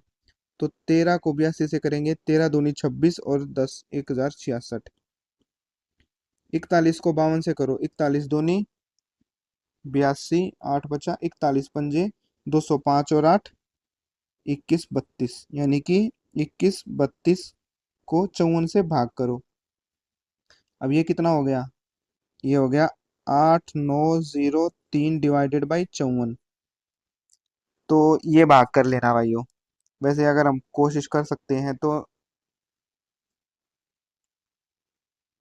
54 किससे काटे, 27 आएगा, 1549, 27 से डायरेक्टली काट के देख लेते हैं। 27 पंजे 135, ठीक है, हमारा बच्चा 19 199। 27 से 7 8 8 के आसपास आएगा, 9, लगभग 59 के अराउंड आएगा। 59 के अराउंड, वैसे तो दो है भाई, पूरा ही कर लेना आपको। ठीक है, दूसरा क्वेश्चन है जिसमें मैंने बोला आपको कैलकुलेशन करनी पड़ेगी। अब एक बंदा क्या करता है, सेलिंग प्राइस उसका जो है वो 20.5 है, और प्रॉफिट कितना बनाता है, 5/4, राइट। तो इसका कॉस्ट प्राइस कितना हो जाएगा, इसको काट दो इससे, कितना हो गया 4.1, और इसको 4 से गुना किया तो 16.4 हमारा सीपी आ गया। ठीक है, अब वो इसको 50% प्रॉफिट पे बेचना चाहता है। 50% इसका कितना होगा, 8.2, यानी कि 24.6 पे बेचना चाहता है, और पहले कितने पे बेचा है, 20.5 पे। तो ये माइनस करेंगे तो 4.1 आएगा। पहले ये इस पे बेचना चाह रहा था ना, थोड़ा सा आपको समझना पड़ेगा। अब ये वाला क्वेश्चन मैं आपको समझाता हूँ ये कैसे करते हैं। 49 का तो आपको पता है 7 होता है, यानी कि इसको तो हमने कर लिया 0.7 प्लस 19.3, यानी कि ये कितना हो गया 20। इसकी वैल्यू तो हमने लिख दी 20। इसको सोल्व करते हैं। इसके पहले 3 को देखो, बस लास्ट के 2 को छोड़ दो अभी के लिए। 10 का स्क्वायर कितना होता है, 100। 11 का स्क्वायर कितना होता है, 121, यानी इन दोनों के बीच में है, यानी कि 100 और 110 के बीच में स्क्वायर आ रहा है, लास्ट में 64 है। 64 किसका स्क्वायर होता है, 8 का, यानी कि ये 108 हो गया जमा। अब ये है 77।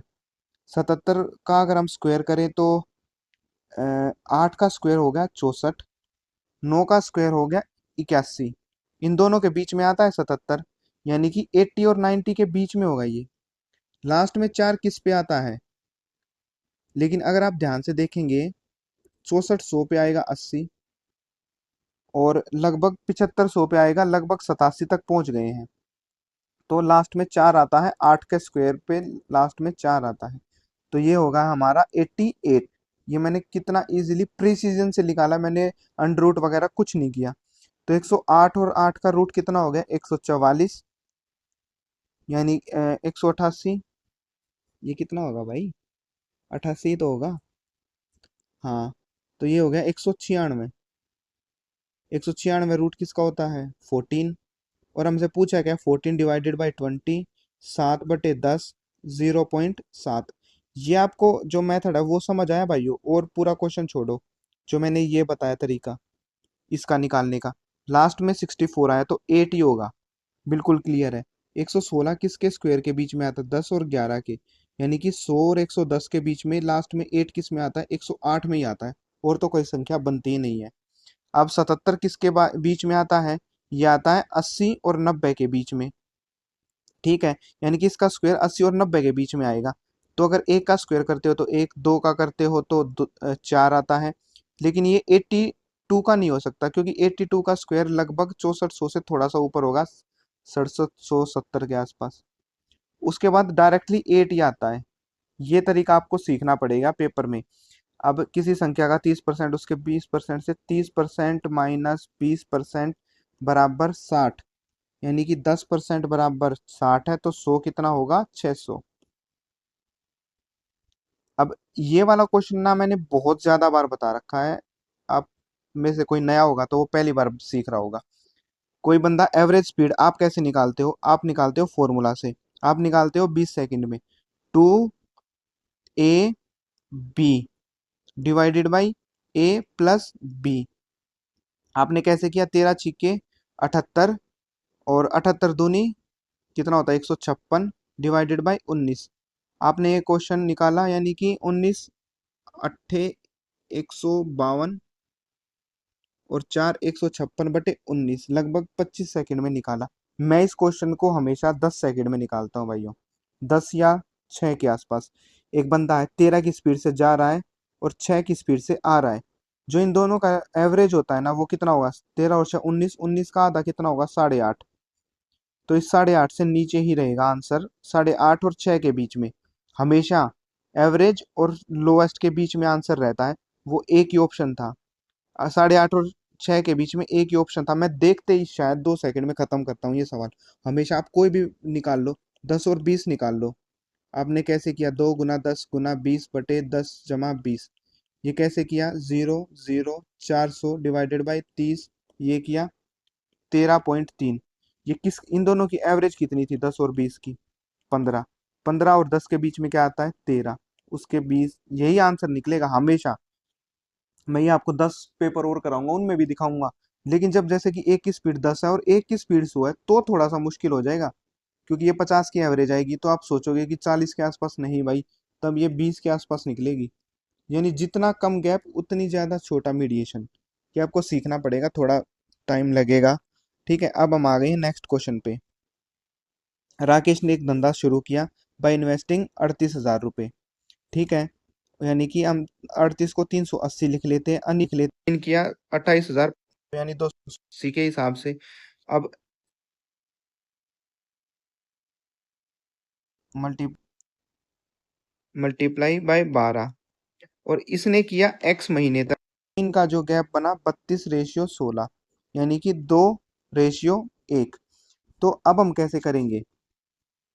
तो आपको निकालना पड़ेगा ये थोड़ा सा, यानी कि 285 मल्टीप्लाई बाई एक्स बराबर जो है वो 2/1 है, किसका?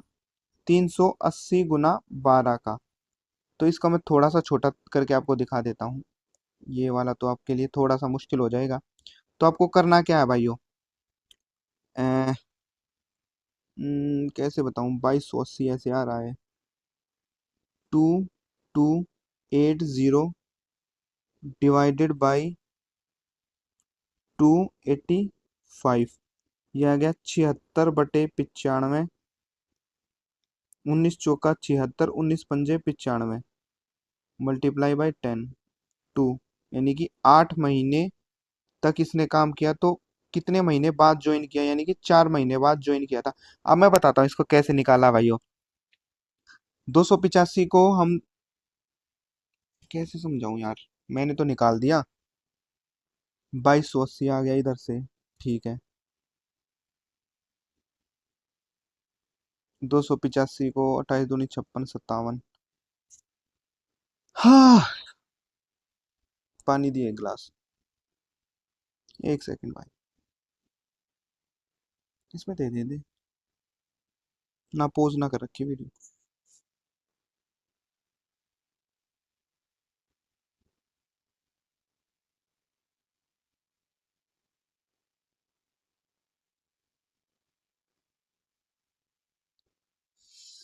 हाँ, तो भाई कहाँ गए थे इस वाले क्वेश्चन पे। मैं आपको करके दिखाता हूँ भाई, सबसे इजी तरीका। 380 को अगर हम गुना करेंगे 12 से, राइट, 380 को गुना किया 12 से तो आया हमारा 4560, right.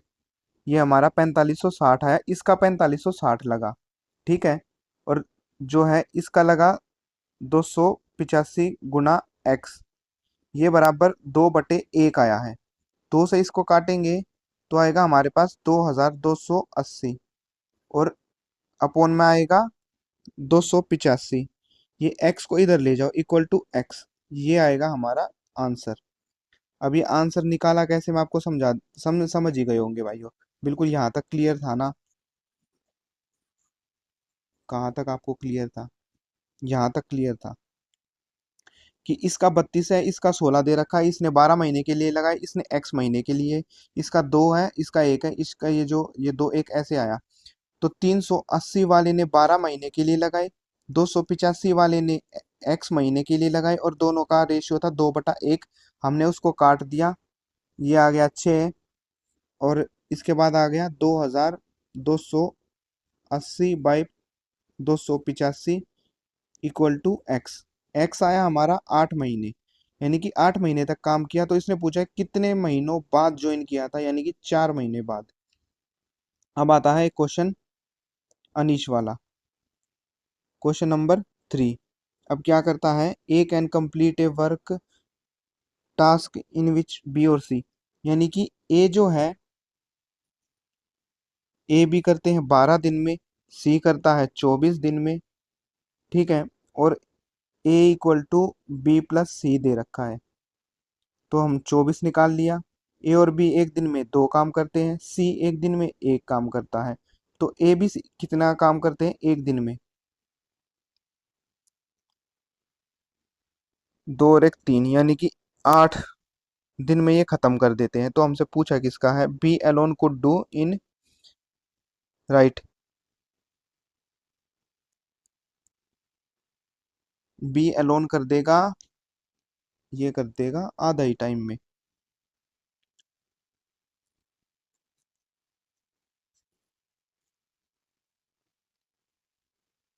A equal to B plus C है, ठीक है।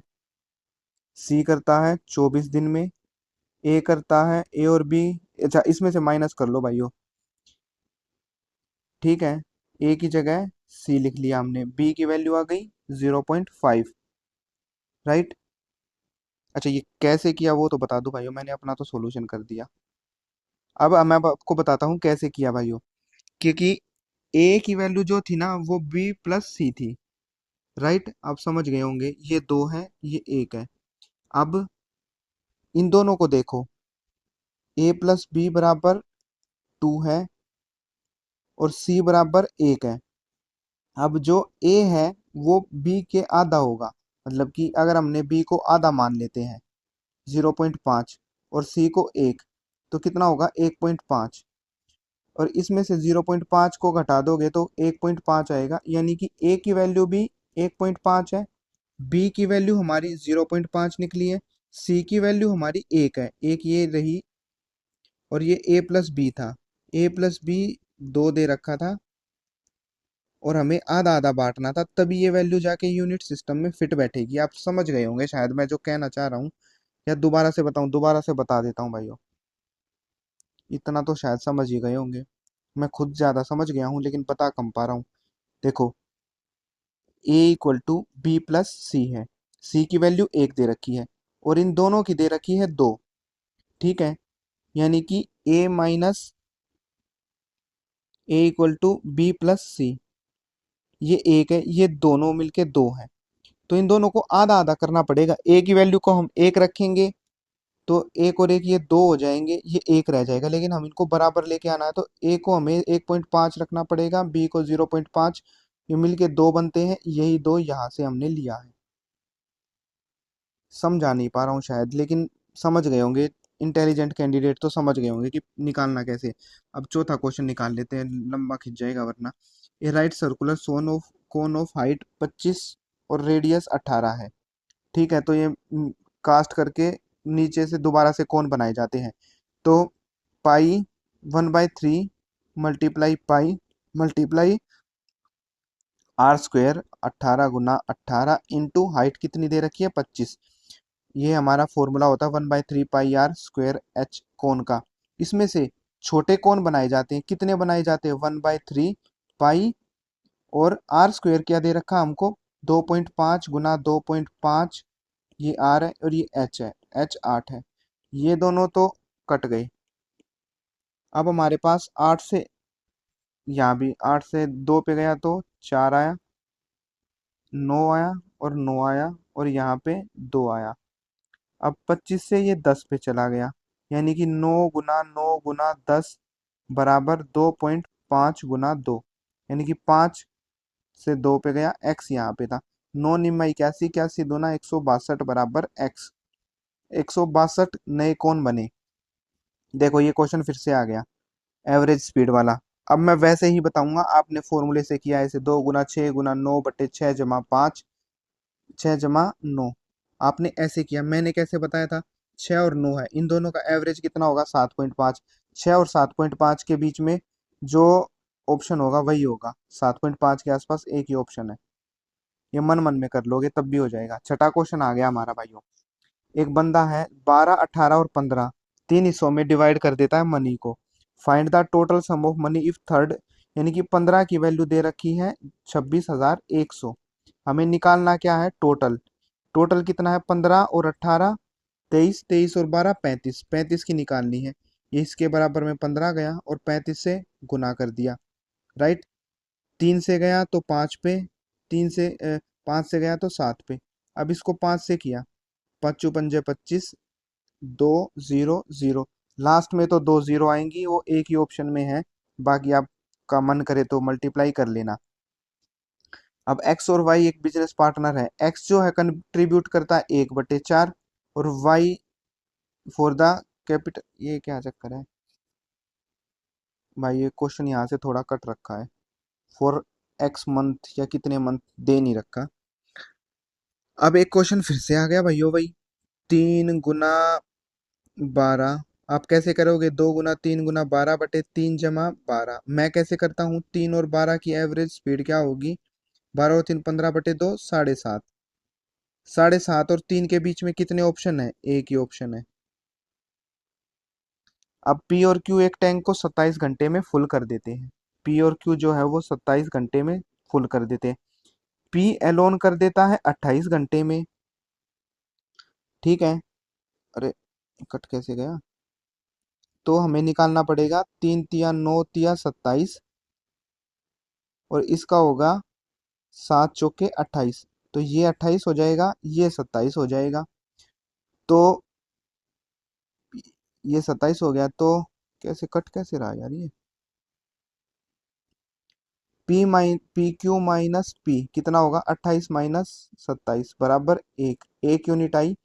1 यूनिट कितनी है हमारी, 3 × 3 × 3 मल्टीप्लाई 7 × 4/1, ये हमारी 1 यूनिट बची।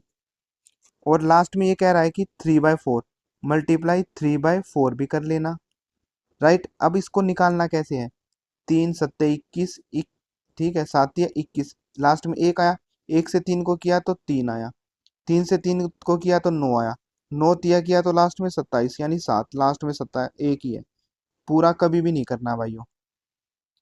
By selling an article for 21, एक डीलर ने 10% का फायदा किया, यानी कि 21 की वैल्यू 11/10 है, तो हमारा सीपी कितना होगा 11/10 कर लो, ठीक है, ठीक है। और अब क्या कह रहा है कि by how much should he increase the selling price, ताकि वो 30% का प्रॉफिट कर सके, यानी कि सीपी 30% का प्रॉफिट करना उसको।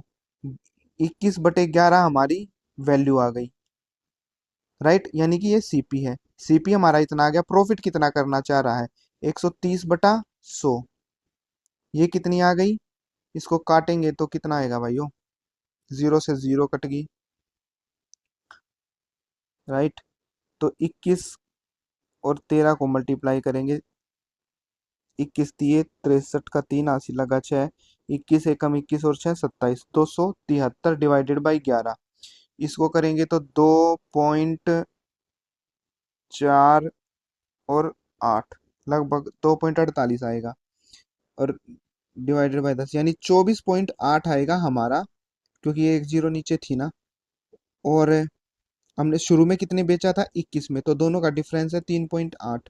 यही हमें निकालना था, right. How much should he increase the price, 3.5 से इंक्रीज करना पड़ेगा, तभी वो 21 का माल 24.8 में बेच पाएगा। वो एक बंदा है, आर्टिकल को 20 रुपए में बेचता है, और डीलर और and by selling an article for 20 पे बेचने पे डीलर को 25% का फायदा हुआ। अब वो कितना इसको प्राइस को बढ़ाए ताकि उसे 50% का फायदा हो, यानी कि 20 रुपए में बेचने पे उसे 5/4 का फायदा हो रहा है, यानी कि सीपी हमारा है 16। अब उसको वो बेचना चाह रहा है 50% प्रॉफिट पे। 16 का 50% कितना होगा, 28, यानी कि 24 रुपए पे वो इसको टोटल बेचना चाह रहा है। और पहले कितने पे बेच रहा था, 20 पे। तो डिफरेंस कितना आया हमारा, 24 - 20, 4 रुपए का। 4 रुपए बढ़ाने पड़ेंगे। अब क्वेश्चन नंबर 12 है, पी और Q can fill a cistern in 26 hour, P alone can fill in 52 hour, then how many after Q. ये सेम ही क्वेश्चन है। पी क्यू जो है करते हैं 26 में, पी करता है 52 में, इनका एलसीएम जो आ गया वो 52 आ गया। ये 2 करते हैं, ये 1 करते हैं, 2 - 1, 52/2 - 1, 1 हो गया। और वो भरना कितना है, 3/4। 4 से काटेंगे तो कितना आएगा, 13 × 4 = 52, 13 × 3 = 39। एक सिलेंडर की हाइट जो है वो डबल है इसके डायमीटर से, यानी कि हाइट जो है वो 4 है आर से। डायमीटर क्या होता है, 2r = डायमीटर होता है, तो हाइट इससे 4 गुना हो गई, तो यानी कि 4r। अब हमने एक चीज तो निकाल ली है यहाँ से। अब वॉल्यूम दे रखी है हमें पहली, यानी कि 32 क्यूबिक यूनिट है, इसको हटा ही दो यहाँ से। इट्स वॉल्यूम कितनी है, 32, यानी कि वॉल्यूम 1 32 है, 32। और वॉल्यूम का फॉर्मूला क्या होता है, पाई इंटू r²। r कितना है हमारा, r तो r ही है। और h कितना है हमारा, 4r, यानी कि 4r, जिसकी वैल्यू है 32। ठीक है, अब इसको काट दो, 4 से किया तो 8, r³ बराबर 8/पाई हमारी वैल्यू आ गई। ये फर्स्ट इक्वेशन बन गई। अब दूसरी इक्वेशन फिर से बनेगी। ठीक है, what is the volume of another cylinder with height equal to the diameter of the first cylinder. Height जो है equal to diameter of first cylinder, यानी कि 2r है हमारी यहाँ पे हाइट। ठीक है, इसकी हाइट 2r है, हाइट बराबर 2r। और रेडियस क्या दे रखा है, equal to height of first cylinder, और इसका रेडियस क्या था भाइयों, 4r, यानी कि इसके बराबर दे रखा है हमारा। ठीक है, अब हमें निकालना क्या है, फाइंड द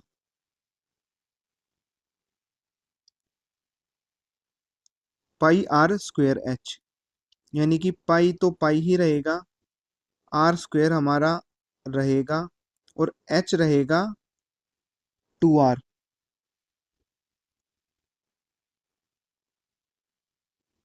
4r², यानी कि 4×2 = 8 r³।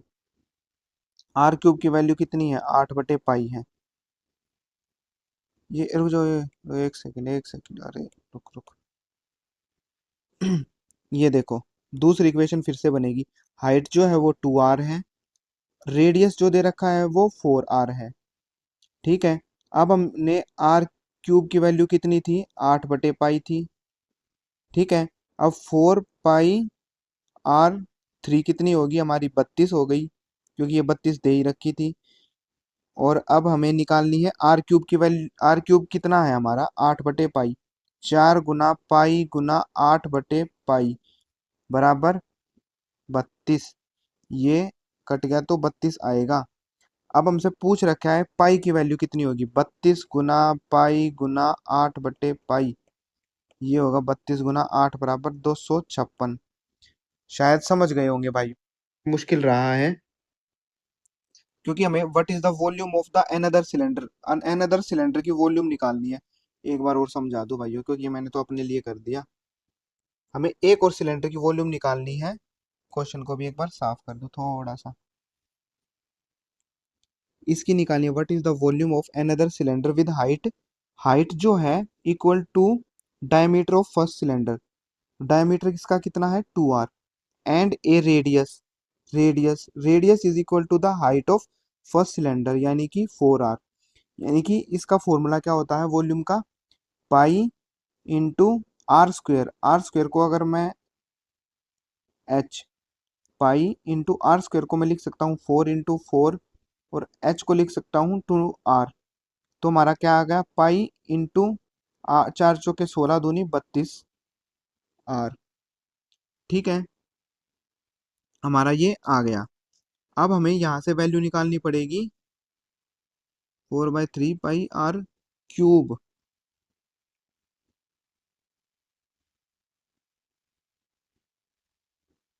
पाई की वैल्यू हमारी क्या थी, पाई की वैल्यू थी हमारी 8 बटे यहाँ पे r³ इंटू 32 इंटू r। 32 अट्ठे तो ये हो गया, r से r कट गया, r स्क्वेयर आ गया, r की वैल्यू हमें दे रखी है 2। ये 256 ही बनेगा भाइयों, मैं समझा नहीं पा रहा हूँ, पता नहीं क्यों, क्या चक्कर है। समझ तो गए होंगे शायद ज्यादातर कैंडिडेट भाइयों, एक दो क्वेश्चन के लिए माफी, मैं निकाल तो लिया मैंने, पर मैं समझा थोड़ा सा कम पा रहा हूँ, नया स्टूडेंट हूँ भाइयों। The cost price of marker is 3500, CP जो है वो 3500 है, और वो डिस्काउंट दे देता है 40% का, यानी कि सेलिंग प्राइस 60% होगा, 60/100। 2 जीरो काट दी, लास्ट में एक जीरो आएगी, 35 छिक्के 6 पंजे 30, यानी कि 350 को 6 से करोगे तो 700 2100, 2100 आएगा, समझ गए होंगे। 3500 हमारा जो था वो सीपी था, और उसको 40% का डिस्काउंट दिया, तो उसने खरीदा कितने में, 60 रुपए में, तो सेलिंग प्राइस कितना हुआ 2100। अब ये फिर से वही क्वेश्चन आ गया, 13 की स्पीड से जाता है, 15 की स्पीड से आता है, तो आंसर इन दोनों के बीच में क्या होगा, 14 की एवरेज होगी, और 13 और 14 के बीच में एक ही ऑप्शन है। अब वो 2ab वाला छोड़ दो हमेशा के लिए। Find the volume of a cube whose sides are measure as √3 pi cube. Volume of cube क्या होता है, वॉल्यूम होता है a³। अब a की वैल्यू कितनी दे रखी है, 3 इंटू 5, इसका क्यूब से ये कट गया, तो हमारी पूरी तीनों क्यूब कट गई, तो 5 आ गया। ये रूट मत लगा देना भाइयों, ये रूट के आगे का मतलब क्यूब होता है।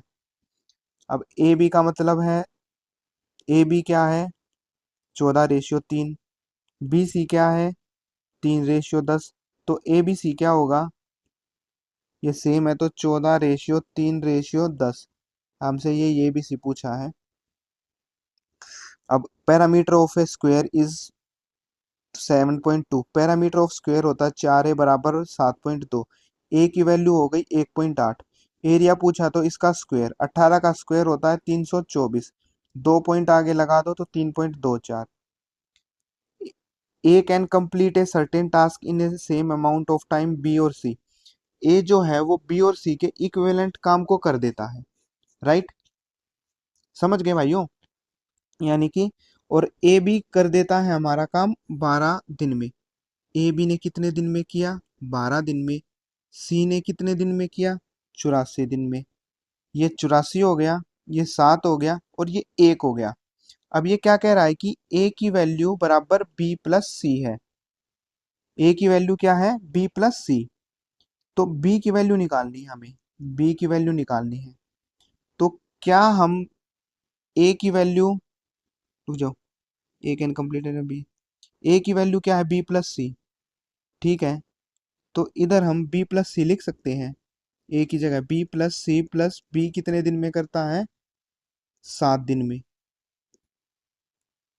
और सी कितना करता है 1 करता है, सी की वैल्यू आ गई 1, यानी कि 2b + 1 = 7, बी बराबर 7 - 1/2, यानी कि 3। अब यूनिट कितनी है 84, 84/3 यूनिट बराबर 28। समझा देता हूं, हमको इसने बोला है कि भाई ए बी ने 12 दिन में किया, सी ने 84 दिन में किया, तो इसकी 7 आ गई, इसका 1 आ गया, ये समझ गए। और हमको दे रखा है कि ए की वैल्यू बी प्लस सी है, ए की वैल्यू बी प्लस सी है। तो हमने ये जो ए है इसकी जगह बी प्लस सी रख दिया। अब आप समझ गए होंगे, इसकी जगह बी प्लस सी यहाँ रख दिया, यानी कि बी प्लस सी तो ये आ गया, और ये भी यहीं पे का यहीं उतार लिया। जब ये भी यहीं का यहीं उतार लिया हमने, तो ये 7 भी यहीं का यहीं आ गया हमारे पास। ठीक है, तो b प्लस बी बराबर 7 आ गया। तो और c की वैल्यू 1 यहाँ से आ गई, यानी कि 2b+1 बराबर 7, ये आ गया। अब हमें b की वैल्यू निकालनी है, b की वैल्यू है 7 माइनस ये 1 इधर आ गया और 2 नीचे आ गया। 3, 3 काम करेगा एक दिन में, टोटल काम कितना है 84, एक दिन में 3 करेगा, तो टोटल काम करने में 28 दिन लगेंगे। अब क्वेश्चन है next, a dealer marks is good 35% above और 13% का डिस्काउंट दे देता है। ठीक है, इसमें आप थोड़ी सी कैलकुलेशन करना चाहो तो कर सकते हो, यानी कि 135 रुपए का माल था, 13% का डिस्काउंट दे दिया, तो 87/100 बेचा। आपका जो आंसर है वो आ जाएगा, यानी कि पहली बात तो वो प्रॉफिट में ही देगा। ठीक है, अब मैं इसको निकालूंगा कैसे, क्योंकि ये तो कैलकुलेशन लंबी हो गई। अब मैं समझाता हूँ कैसे करना है। 135 रुपए का माल था, और इस पे 10% का डिस्काउंट दिया, तो 135 का 10% कितना होगा 13.5, और इसका 3% कितना होगा 1.35 मल्टीप्लाई बाई 3, यानी कि 13×3 = 39, लगभग 4 के बराबर। यानी 4 रुपए का डिस्काउंट यहाँ पे दिया, यानी कि 17.5 का डिस्काउंट दिया, माइनस 17.5 कर लो, लगभग 117.5 आएगा। इसके आसपास एक ही आंसर है, और प्रॉफिट वो था ही। मैं ये मल्टीप्लाई बिल्कुल नहीं करता भाइयों, ये मैं मन मन में करता हूँ। जो मैंने आपको बताया ना कि भाई 135 था, 135 का 10% घटाया, 13 आ गया, और थोड़ा सा और घटा दो 3% का, 13+5 करूंगा मैं तो मन मर्जी कितना है, यानी कि 135 में से 13 भी घटा दोगे तो 120 के आसपास आएगा, 122। 122 से रिलेटेड एक ही था। ठीक है, और अब नेक्स्ट चलते हैं अपना इंग्लिश वाला topic. They walk through the Gir forest and so the beautiful deer. Raju various afflictions made his job even tougher, harder और डिफिकल्ट, ऐसा कोई वर्ड आएगा।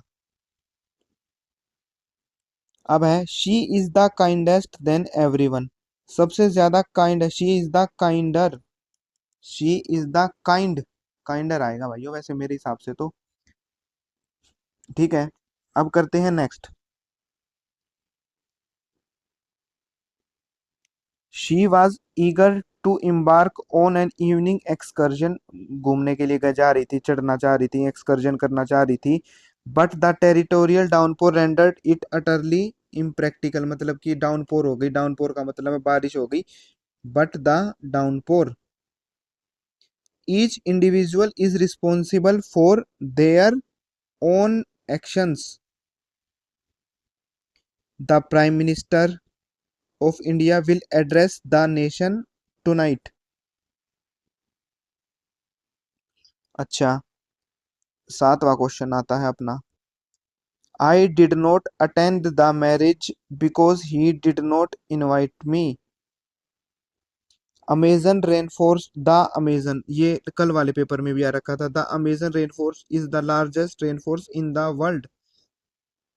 He took umbrella, क्या गया आता है हमेशा an umbrella, he took an umbrella and left the house.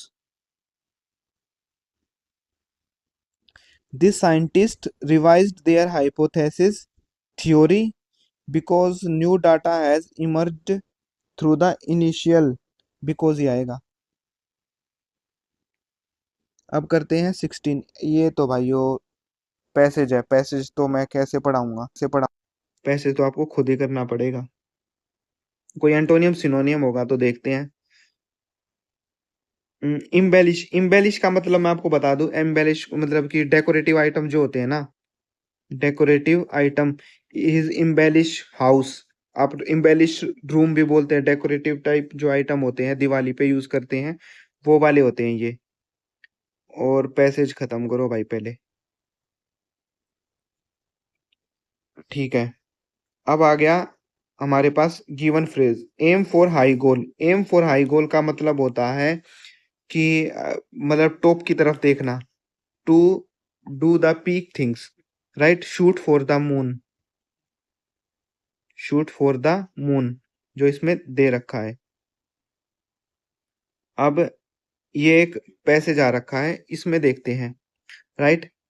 As a result, यहाँ से शुरुआत नहीं हो सकती। द एडवेंट ऑफ इंटरनेट, यहाँ से शुरुआत हो सकती है, यानी कि स्टार्टिंग बी से हो सकती है। Today we can connect, B और सी से स्टार्टिंग होगी पहली बात, ठीक है। कॉन्सिक्वेंटली यानी डी से शुरुआत नहीं होगी और ए से शुरुआत नहीं होगी। ऑप्शन को रिमूव कैसे करना है। As a result communication has become faster and more efficient. And जो हो सकता है वो ए से हो सकता है, बिल्कुल। बी और सी से एंड नहीं हो सकता, बी और सी से एंड नहीं हो सकता। और एंड कॉन्सिक्वेंटली डी, यानी कि ये सारी फॉर्मेशन है। एंड इन दोनों से होगा, स्टार्ट इन दोनों से होगा। कोई देखते हैं, एंड होगा हमारा ए या डी से, या तो एंड इससे होगा या इससे होगा या इससे होगा। शुरुआत बी या सी से होगी, बी से, बी या सी से, राइट। ये एंड नहीं है तो फिर ये तो गलत हो ही गया भाइयों। बी और डी एंड में नहीं आएंगे, बी और सी नहीं आएंगे एंड में, ये भी गलत हो गया। और सी से शुरुआत होगी और बी से होगी। पहली बात तो आप ऑप्शंस देख सकते हैं, बी से शुरुआत कर दी हमने, बी के बाद हमारा आएगा सी। ये एक ही ऑप्शन फिल कर रहा भाइयों जो हमने टर्म्स देखी। अब ये क्वेश्चन आ गया है। After that he quickly commercialise his airline, his aniline purple dye, launching the synthetic dye industry. यानी ये ड्यूरिंग दिस डिकेड नहीं भाई, डिकेड की बात हो रही है तो डिकेड इससे पहले आ गया है जो कि 1856 है। बी से स्टार्ट बिल्कुल हो सकता है, ठीक है, सबसे ज्यादा चांस। और इससे शुरुआत नहीं होगी, इससे भी नहीं होगी, इससे भी नहीं होगी, स्टार्टिंग बी से होगी भाइयों। तो कितने ऐसे ऑप्शन है बी से स्टार्ट होने वाले, एक तो ये है, एक ये है। अब हम एंडिंग देखते हैं। It is London when William Henry Perkin, Perkin के से रिलेटेड एक और टर्म कौन सी है। From that time on the industry during this decade, decade की बात कहाँ हो रही है। नेक्स्ट 10 ईयर यहाँ पे डिकेड की बात हो रही है और डिकेड की बात यहाँ पे हो रही है, यानी कि सी और एफ एक साथ आएंगे। सी और एफ इसमें नहीं है, इसमें है लेकिन एंडिंग नहीं है, इसमें भी नहीं है। यही ऑप्शन ठीक हो रहा है भाइयों।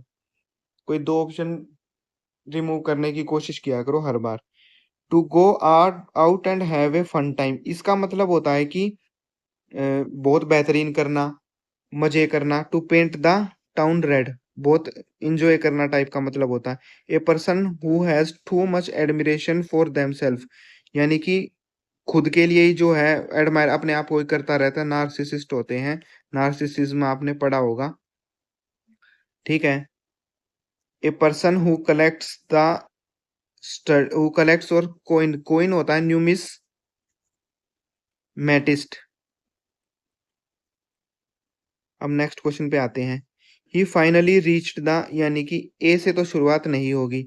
द जर्नी वॉज फिल्ड, यानी कि बी से भी शुरुआत नहीं होगी।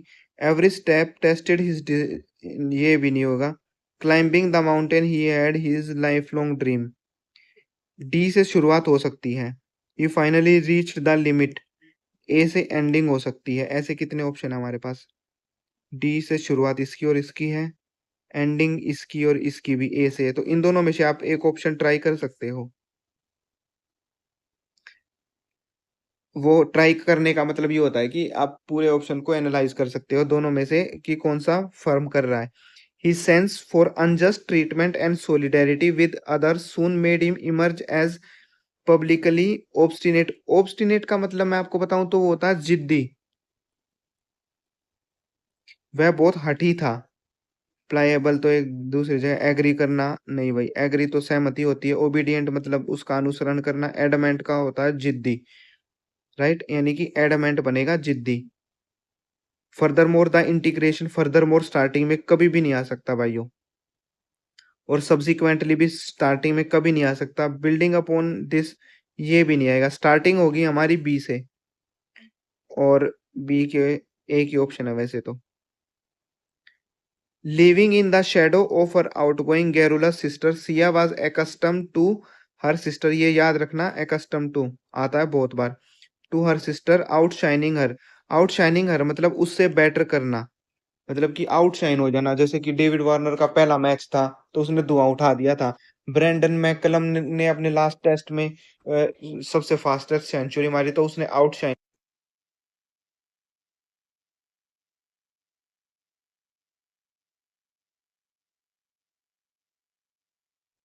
हाइडस, हाइडस का मतलब क्या होता है भाइयों? वो अगली, मतलब कि बहुत घटिया, लल्लू सी शक्ल का। ठीक है। अर्ज मतलब किसी चीज से की मांगने, उत्सुकता। हाइड आउट मतलब एक जगह से छिपना, हाइडिंग मतलब छिपना। अगली का मतलब ये तो बिल्कुल नहीं होता। Due to the festivals there was so much traffic in the market that everyone was for an hour in the morning, everyone was waiting. या फिर क्या होगा? स्टेशनरी की स्पेलिंग पूछ रखी है, ये तो सबको ही मालूम होगा। विट्रियोलिक, विट्रियोलिक का मतलब होता है भाई एग्रेसर, बहुत ज्यादा एग्रेसर, जो गुस्सा करता है। और इसका एंटोनियम होगा काम टाइप का आदमी, पोलाइट टाइप का आदमी, और मिटिगेट टाइप का आदमी। ठीक है। पर्सनल का तो मतलब सबको पता है, वायलेंट मतलब भज्जक, मतलब कि रोड़ा करे जो। पोलाइट का मतलब होता है शांत। ठीक है। तो ये हमारा हो गया। ओके, इसके बाद हम देखते हैं next. The committee has spent weeks debating the issue until Maya finally stepped in to solve the deadlock with one clear and radical decision। मतलब कि किसी मुश्किल चीज को कम कर देना, मुश्किल चीज को हटा देना, उससे मिलता जुलता आएगा। Draw a line in the sand मतलब कि जिसकी वैल्यू ना हो। Bury the hatchet to make the peace. Let the, जो राज है उन्हें राज रहने दो। मुश्किल काम को हटा देना। गार्डियन नोट मतलब मुश्किल काम को हटा देना, कम कर देना, खत्म कर देना। केयरफुल, ये क्या वर्ड है भाई? Careful full. अच्छा ये, भाई मुझे याद नहीं आ रहा इसका भी क्या मतलब होता है। मुझे कैरिकेचर का मतलब याद आ है भाई। ठीक है। और कंफ्यूजन का मतलब पता है, कैटास्ट्रोफे होता है कि अ, मतलब कि बाढ़ वगैरह आ जाना। कुछ कंफ्यूजन का मतलब है कि टेंशन में रहना। केयरफुल मैंने पढ़ तो रखा है। केयरफुल का मतलब शायद जहां तक मैं याद कर पा रहा हूँ ना, जो कि डिस्टर्बिंग टाइप का एलिमेंट होता है। ये डिस्टर्बिंग से नहीं है, ये भी नहीं है। कैरिकेचर तो मतलब एक जगह से दूसरी जगह सामान उठा के लेके जाना, कैरिकेचर वो होता है। और कमोशन, कमोशन हो सकता है भाइयों। आंसर दिख रहा है इसलिए मत सोचा करो। और the policy was explain in clean and brief manner, मतलब कि बिल्कुल क्लीन एंड ब्रीफ। ट्रूस का मतलब क्या होता है? ट्रूस का मतलब होता है भाइयों एग्रीमेंट, एग्रीमेंट टाइप का आदमी जो समझौता कर ले। और दो लोगों के बीच में समझौता कराने वाला, जैसे कि जो गुस्से के बीच में, जैसे इंडिया और पाकिस्तान का भी ऑपरेशन सिंदूर हो रहा था जिसमें ट्रम्प ने बोला कि मैंने समझौता कराया है, उसका मतलब होता है वो ट्रूस था वहां पे। वैग का मतलब होता है काम। टर्स का मतलब होता है काम एंड ब्रीफ। एग्जैक्टली तो यही है भाई, हाँ। रेटिसेंट मतलब एलूफ, अकेला, जो बिल्कुल अकेला रहना पसंद करता है। ये तो आपने एसएससी में पढ़ा होगा, रेटिसेंट काफी बार पूछा गया है। ठीक है। अब हम चलते हैं इनकरेक्टली स्पेल्ट वर्ड। ओफिशियस की स्पेलिंग ठीक है, परसुएशन की हेजिटेशन, HESI आई आएगा यहाँ पे। अब 18 नंबर क्वेश्चन आ गए हम। 18 में this cycle continues until A market. Starting में दिस कभी भी नहीं आ सकता, किसी के बारे में बता रहा होगा। During a bull market B से शुरू हो सकता है। Investors gain confidence and the market attracts, C से भी शुरुआत हो सकता है। नहीं, सी से नहीं होगा, डी से हो सकता है, बुल मार्केट। राइट, यानी कि बी और डी से शुरुआत होगा। कितने हैं ऐसे ऑप्शन? एक ही है भाइयों। दो होते तो हम ट्राई करते कि कैसे निकालेंगे उसको, सोचना पड़ता, सोचना ज्यादा नहीं होता पेपर में सिर्फ। फ्लैग्मेटिक, फ्लैग्मेटिक का मतलब होता है ठंडा आदमी, शाम, कूल, बिल्कुल एकदम। ठीक है। और इम्पार्शियल का मतलब होता है अनबाइज्ड, अनबाइज्ड मतलब कि एक ही तरफ झुका रहता है जो। ठीक है। जैसे कि पाकिस्तान टेररिज्म की तरफ झुका ही रहता है, चाहे कितनी भी बात कर ले। डिसपैशनेट का मतलब है कि एक तो पैशनेट होता है जो किसी के बारे में बहुत ज्यादा जागृत होता है कि मेरे को ये करना ही करना है, इसके अपोजिट होता है डिसपैशनेट। मेथोडिकल का मतलब सिस्टमेटिक वे होता है। इम्पैशन्ड का मतलब जो पैशन को फॉलो नहीं करता है, राइट, यानी कि अनबाइज्ड नहीं होता है। फ्लैग्मेटिक का मतलब काम, और ये अनकाम रहता है, मतलब कि ठंडा नहीं रहता है। अच्छा, ये फिर से यार पी क्यू आर एस मेरे को ना पढ़ाने में बिल्कुल मजा नहीं आता। The rise of data analytics as a result, D से शुरुआत नहीं होगी भाइयों, ठीक है। दीज इंसाइट, ई से भी नहीं होगी। At the heart of this debate, इससे भी नहीं होगी। हाउएवर दिस एक्सप्लोजन, बी से शुरुआत होगी भाइयों, देखना, बी से ही शुरुआत होगी, ठीक है। और एंड किससे हो सकता है? बाकी सबसे कितने हैं बी से शुरू करने वाले? एक ही है। अब हम आते हैं अपने सबसे लेजी टॉपिक और सबसे ज्यादा स्कोरिंग टॉपिक के बारे में। पी क्यू आर एस है। उछलते कूदते ये लोग गली में एक दूसरे को धकियाते किसी दमकले मकान, क्या होगा? उछलते कूदते ये एक दूसरे को धकियाते ये लोग गली में किसी दुल्हन दुम्हले मकान के सामने रुक जाते, ये होगा भाइयों। ये तो इजी था बहुत हिंदी में तो। उसी को घनिष्ठ मानना चाहिए जो समय पर साथ दे, उसी को घनिष्ठ मित्र मानना चाहिए। रिलेटिव ऐसा हो, या फिर कोई रिलेशन किसी के साथ ऐसा हो जो साथ दे, यानी कि फ्रेंड हो ऐसा, ऐसा कोई वर्ड मिलेगा, संबंध। सर्वोचित शब्द से रिक्त स्थान पूरे करें। आपके पिताजी के देहांत का दुखद समाचार मुझे प्राप्त हुआ। मुझे आपसे बहुत, क्या है, मुझे आपसे बहुत सांत्वना है, और मैं आपके प्रति बहुत संवेदनशील हूँ। मैं अपना ग्रीफ आपको प्रकट करता हूँ, सुनकर बड़ा दुख हुआ, ऐसा सा कुछ क्या वर्ड है, संवेदना। भगवान में विश्वास रखने वाला आस्तिक, जो भगवान में विश्वास ना रखे नास्तिक। पिशाच तो पता ही है, शैतान बिल्कुल किलविश की तरह। बेड़ियां पड़ी पैरों में हुई है पराधीनता की, परिधान, पराधीनता की बेड़ियां पैरों में पड़ी हुई है, यानी कि पैरों में पराधीनता की बेड़ियां पड़ी हुई है। तीन से एंड होगा, दो से शुरुआत होगी। शायद नीम के पेड़ के क्या करना, अतिरिक्त, अतिरिक्त मतलब, अतिरिक्त का मतलब मैं समझा देता हूँ, जैसे कि इस टॉपिक के बारे में बात हो रही है, राइट। ये नीम के पेड़ में, नीम के पेड़ से रिलेटेड, ठीक है, गर्मी से रिलेटेड, गमोरियों से रिलेटेड, गांव से रिलेटेड। इससे अलावा कोई सेंटेंस होगा जैसे कि गांव के घर, ये बात बिल्कुल ठीक है। नीम की पतली, नीम की भी बात हो रही है। शायद नीम के पेड़, इसकी भी बात हो रही है। लेकिन गर्मी के मौसम में जब गमोरियों से भर जाता है, जब शरीर भर जाता है, ठीक है, तो ये नीम और नीम के पेड़ से रिलेटेड ज्यादातर बातें हो रही है, इसलिए मेन टॉपिक नीम और नीम का पेड़ है। हथेली पर सरसों नहीं जमता, हथेली पर सरसों नहीं जमता, इसका मतलब होता है भाइयों, ईच वर्क टेक टाइम, मतलब कि आपको जितने भी महान व्यक्ति होते हैं उन वो एक ही दिन में अमीर नहीं बनते। जैसे टेस्ला के इलोन मस्क को देख लो, जकरबर्ग को देख लो, पहले ही दिन कोई अमीर नहीं बनता, उनको सालों लगते हैं। मोदी जी भी एक्टिव पॉलिटिक्स में थे 30-35 साल से, जब जाके वो पीएम तक पहुंचे हैं, ठीक है। परिश्रमी छात्र जरूर सफल होंगे, अवश्य सफल होंगे। अशुद्ध वाक्य, प्रेम में हिसाब किताब नहीं किया जाता, प्रेम में हिसाब किताब नहीं किया जाता। प्रेम के लिए लेखक ने परिचय आवश्यक माना है। रामानंद जी रामानुजाचार्य के अवलंबी थे। राघवानंद के शिष्य, ये शिष्य ऐसे नहीं लिखा जाता, शिष्य ऐसे लिखा जाता है। नेक्स्ट क्वेश्चन पे आते हैं। दूध पिलाने वाली दाई, इसका मतलब होता है कि जो दूध पिलाने वाली दाई, जैसे कि माँ होती है, अन्नदाता वगैरह होता है। इन चार में से एक अभिन्न है, मतलब अतिरिक्त वाक्य है। भैरव के लिए भी नया कोट बना, उसके बाद वो कलेक्टर साहब के बंगले क्या रुक भी नहीं किया। जाड़े के दिन थे, मन्नू और बाबू के लिए कोट, कोट से रिलेटेड ये क्वेश्चन है, ये क्वेश्चन कोट से रिलेटेड, क्योंकि वो सर्दियों के दिन थे। ये ये तीन गलत है, और ये ठीक है क्योंकि अतिरिक्त यही है, मेन थीम से बिलोंग नहीं करता है, इसलिए इसको अतिरिक्त बोला जाता है। शुद्ध वाक्य चुनना है। राम काव्य परंपरा का एक लंबा इतिहास है, इतिहास की स्पेलिंग गलत है। इसकी स्पेलिंग गलत है। राम काव्य की रचना प्रमुख रूप से, अवधि की स्पेलिंग गलत है। भाषा, अवधि तो ठीक है, भाषा की स्पेलिंग गलत है। तुलसी के राम लोक रजक गए, ये स्पेलिंग गलत है। तुलसी की भक्ति नवदा भक्ति है। सूखे धान पर पानी पड़ना, मतलब जब बहुत ज्यादा सूखा पड़ा हुआ था, मतलब कि बहुत ज्यादा सूखा पड़ा हुआ को क्या बोलें, घर की हालत, नहीं नहीं,